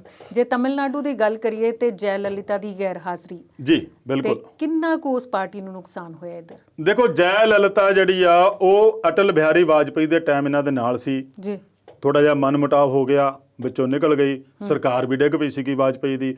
ਉਸ ਤੋਂ ਬਾਅਦ ਉਹ ਇੱਕ ਨੈਸ਼ਨਲ ਲੀਡਰ ਵਜੋਂ ਉੱਠੀ ਸੀ ਔਰ ਉਹਨੇ ਤਮਿਲਨਾਡੂ ਨੂੰ ਬਹੁਤ ਵਧੀਆ ਗੰਢ ਕੇ ਰੱਖਿਆ ਸੀਗਾ ਆਪਦੇ ਸਾਰੇ AIADMK ਦੇ ਵਿੱਚ। ਇਹਦੇ ਵਿੱਚ ਜਦੋਂ ਉਹਦੀ ਡੈਥ ਹੋ ਜਾਂਦੀ ਆ ਤੇ ਉਹੀ AIADMK ਬੀਜੇਪੀ ਵੱਲ ਨੂੰ ਚੱਲ ਜਾਂਦੀ ਆ। ਹੁਣ ਲੋਕਾਂ ਦੇ ਮਨਾਂ ਦੇ ਵਿੱਚ ਤਾਂ ਗੱਲ ਆਉਂਦੀ ਹੈ ਨਾ ਵੀ ਜਿਸ ਲੀਡਰ ਨੇ ਸਾਰੀ ਉਮਰ ਬੀਜੇਪੀ ਨੂੰ ਨੇੜੇ ਨਹੀਂ ਢੁੱਕਣ ਦਿੱਤਾ ਤੇ ਉਹਦੀ ਡੈਥ ਤੋਂ ਛੇਤੀ ਬਾਅਦ ਜਿਹੜਾ ਮੁੱਖ ਮੰਤਰੀ ਬਣਿਆ ਪਲਨਸਾਮੀ, ਉਹ ਇੱਕਦਮ ਚੱਕ ਕੇ ਬੀਜੇਪੀ ਵੱਲ ਨੂੰ ਚਲੇ ਗਿਆ ਤਾਂ ਉਹ ਮਨ 'ਚ ਖਟਕ ਤਾਂ ਆਉਂਦੀ ਨਾ ਕਿਤੇ ਨਾ ਕਿਤੇ ਵੀ ਇਹ ਗੱਲ ਕੀ ਹੋਈ ਆ। ਤੇ ਇਹ ਹੁੰਦਾ ਸੀ ਵੀ ਇਹਨਾਂ ਦੇ ਵਿੱਚ ਘੁਸਪੈਠ ਕਰ ਲਈ। ਫਿਰ ਐਨ ਮੌਕੇ ਤੇ ਜੈ ਲਲਿਤਾ ਦੀ ਸਭ ਤੋਂ ਨੇੜਲੀ ਸ਼ਸ਼ੀ ਕਲਾ ਉਹਨੂੰ ਦ੍ਰਿਸ਼ ਚੋਂ ਬਾਹਰ ਕਰ ਦੇਣਾ ਤੇ ਮੈਂ ਜੀ ਸਿਆਸਤ ਤੋਂ ਦੂਰ ਹੋ ਗਈ। ਬੇਸ਼ੱਕ ਉਹਨੂੰ ਦੁਬਾਰਾ ਇਹ ਸੱਤਾ 'ਚ ਆਉਂਦੇ ਕਿਤੇ ਘੁੰਮ ਘੁਮਾ ਕੇ ਮੁੜ ਕੇ ਫਿਰ ਲੈ ਆਉਂਦੇ। ਪਰ ਇਹਨਾਂ ਨੇ ਇੱਕ ਪੱਤਾ ਖੇਡਿਆ ਸੀਗਾ ਉੱਥੇ ਵੀ ਸ਼ਸ਼ੀ ਕਲਾ ਦਾ ਚਿਹਰਾ ਹੋ ਸਕਦਾ ਜੈਲਲਤਾ ਕਰਕੇ ਲੋਕ ਨਾ ਪਸੰਦ ਕਰਨ, ਕਿਉਂਕਿ ਉਹਦੇ ਤੇ ਦੋਸ਼ ਲੱਗ ਰਹੇ ਸੀਗੇ ਵੀ ਜੈਲਲਤਾ ਨੇੜੇ ਆ, ਵੀ ਕਿਤੇ ਨਾ ਕਿਤੇ ਇਹਦਾ ਹੱਥ ਨਾ ਵਿੱਚ ਹੋਵੇ ਉਹਦੇ ਮਰਨ ਦੇ ਵਿੱਚ। ਉਹਨੂੰ ਲੈ ਕੇ ਬੀਜੇਪੀ ਨੇ ਉਹਨੂੰ ਇੱਕ ਸਾਈਡ ਕਰਤਾ, ਪਰ ਉਹ ਵੀ ਪੱਤਾ ਕੰਮ ਨਹੀਂ ਆਇਆ। ਉੱਥੇ ਨਵਾਂ ਚਿਹਰਾ ਉੱਭਰ ਕੇ ਆਇਆ, ਸਟਾਲਿਨ। ਸਟਾਲਿਨ ਇੱਕ ਸਾਊਥ ਦਾ ਬਹੁਤ ਪਪੂਲਰ ਔਰ ਵਧੀਆ ਚਿਹਰਾ ਆ, ਜਿਹੜਾ ਕਿ ਚੇਨਈ ਦਾ ਮੇਅਰ ਵੀ ਰਹਿ ਚੁੱਕਾ ਆ, ਆਪੋਜੀਸ਼ਨ ਲੀਡਰ ਵੀ ਰਹਿ ਚੁੱਕਾ ਆ, ਉੱਥੇ ਤਾਮਿਲਨਾਡੂ ਦਾ ਪਹਿਲਾ ਡਿਪਟੀ ਚੀਫ ਮਿਨਿਸਟਰ ਵੀ ਰਹਿ ਚੁੱਕਾ ਜਦੋਂ ਸਰਕਾਰ ਬਣੀ ਸੀ। ਔਰ ਸਭ ਤੋਂ ਵੱਡੀ ਗੱਲ ਇਹ ਆ ਕਿ ਦੇਸ਼ ਦੇ ਜਿਹੜਾ ਦਿੱਗਜ ਆਗੂ ਆ ਕਰੁਣਾਨਿਧੀ, ਉਹਦਾ ਬੇਟਾ ਆ, ਔਰ ਉਹਨੇ ਆਪਣੇ ਕੱਲੇ ਦੇ ਬਲਬੂਤੇ ਤੇ ਹੀ ਇਹ ਲੈ ਕੇ ਆਇਆ, ਸਰਕਾਰ ਬਣਾਈ ਆ ਉਹਨੇ, ਔਰ ਉਹਦਾ ਜਿਹੜਾ ਹੁਣ ਮੁੱਖ ਮੰਤਰੀ ਬਣਨਾ ਵਾਕਿਆ ਹੀ ਤੈਅ ਆ। ਪਰ ਉਦੋਂ ਵੀ ਜਦੋਂ ਪਿਛਲੀ ਵਾਰੀ ਚੋਣਾਂ ਹੋਈਆਂ ਸੀ ਤਾਂ ਡੀਐਮਕੇ ਦੀ ਉਦੋਂ ਵੀ ਪਹੁੰਚ ਚਲੀ ਸੀਗੀ ਕਿ ਹੁਣ ਜਿੱਤੀ ਡੀਐਮਕੇ ਹੈੱਡਕੁਆਟਰ ਦੇ ਉੱਤੇ ਜਸ਼ਨ ਦਾ ਮਾਹੌਲ ਵੀ ਮੰਨਣ ਲੱਗ ਪਿਆ ਸੀਗਾ, ਪਰ ਇੱਕਦਮ ਡਿੱਗ ਪਈ ਸੀਗੀ। ਪਰ ਇਹਦਾ ਜਿਹੜਾ ਨੁਕਸਾਨ ਜੈਲਲਤਾ ਦੀ ਗੈਰ ਹਾਜ਼ਰੀ ਕਰਕੇ AIADMK ਨੂੰ ਜਿਹੜਾ ਉਠਾਉਣਾ ਪਿਆ, ਉਹਦੇ ਵਿੱਚ ਮੈਨੂੰ ਲੱਗਦਾ ਬੀਜੇਪੀ ਵੀ ਉਹਨੂੰ ਲੈ ਡੁੱਬੀ ਆ।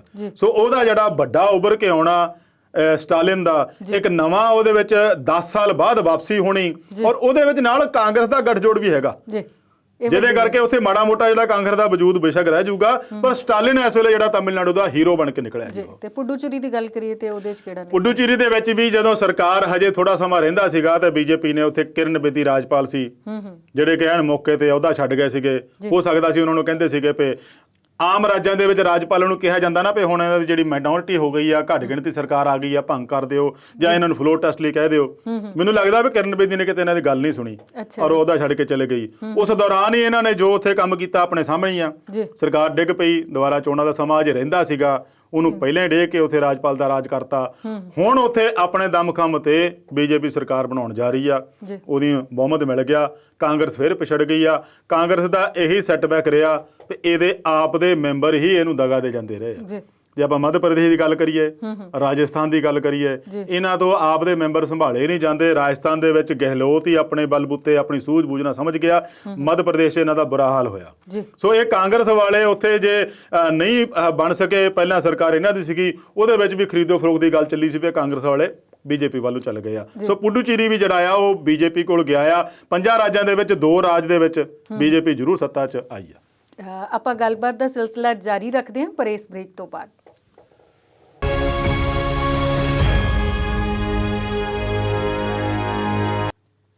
ਵਕਫੇ ਤੋਂ ਬਾਅਦ ਵਿਚਾਰ ਚਰਚਾ ਪ੍ਰੋਗਰਾਮ ਦੇ ਆਖਰੀ ਹਿੱਸੇ 'ਚ ਫਿਰ ਤੋਂ ਸਵਾਗਤ ਕਰਦੇ ਹਾਂ। ਸ਼ੇਰਗਿਲ ਜੀ, ਆਪਾਂ ਗੱਲਬਾਤ ਦਾ ਸਿਲਸਿਲਾ ਜਾਰੀ ਰੱਖ ਰਹੇ ਹਾਂ। 5ਵਾਂ ਸੂਬਾ ਸਾਡਾ ਰਹਿ ਗਿਆ ਜਿਹਦੇ ਬਾਰੇ ਆਪਾਂ ਗੱਲਬਾਤ ਕਰਨੀ ਹੈ, ਉਹ ਹੈ ਕੇਰਲ ਜੀ।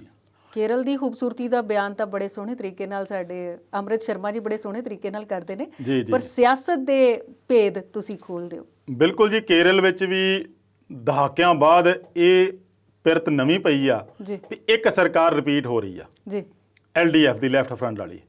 ਨਹੀਂ ਤਾਂ ਉੱਥੇ ਅਕਸਰ ਐ ਹੁੰਦਾ ਵੀ ਇੱਕ ਵਾਰ LDF, ਦੂਜੀ ਵਾਰ UDF, ਫਿਰ LDF, ਫਿਰ UDF। 40-50 ਸਾਲ ਦਾ ਜਿਹੜਾ ਇੱਕ ਰਿਕਾਰਡ ਤੋੜਤਾ ਆ ਪਿਨਾਰੀ ਵਿਜੈਨ ਨੇ, ਵੀ ਉਹ ਰਿਪੀਟ ਹੋ ਰਹੀ ਸਰਕਾਰ। ਦੇਖੋ, ਇਹ ਬੀਜੇਪੀ ਵਾਲਿਆਂ ਨੇ ਕੇਰਲ 'ਚ ਵੀ ਜ਼ੋਰ ਲਾਇਆ ਆਪਣੀ ਹੋਂਦ ਦਰਸਾਉਣ ਲਈ। ਉਹਨਾਂ ਨੂੰ ਸੀਗਾ ਵੀ ਉੱਥੇ ਕੇਰਲ ਦੇ ਵਿੱਚ ਕਿਸੇ ਨਾ ਕਿਸੇ ਤਰੀਕੇ ਨਾਲ ਆਪਣੀ ਹੋਂਦ ਦਰਸਾਈਏ, ਜ਼ੋਰ ਉੱਥੇ ਵੀ ਲਾਉਣ ਗਏ। ਕੇਰਲ ਦੀ ਭਾਸ਼ਾ ਦੇ ਵਿੱਚ ਵੀ ਭਾਸ਼ਣ ਦਿੰਦੇ ਰਹੇ ਪ੍ਰਧਾਨ ਮੰਤਰੀ ਸਾਹਿਬ।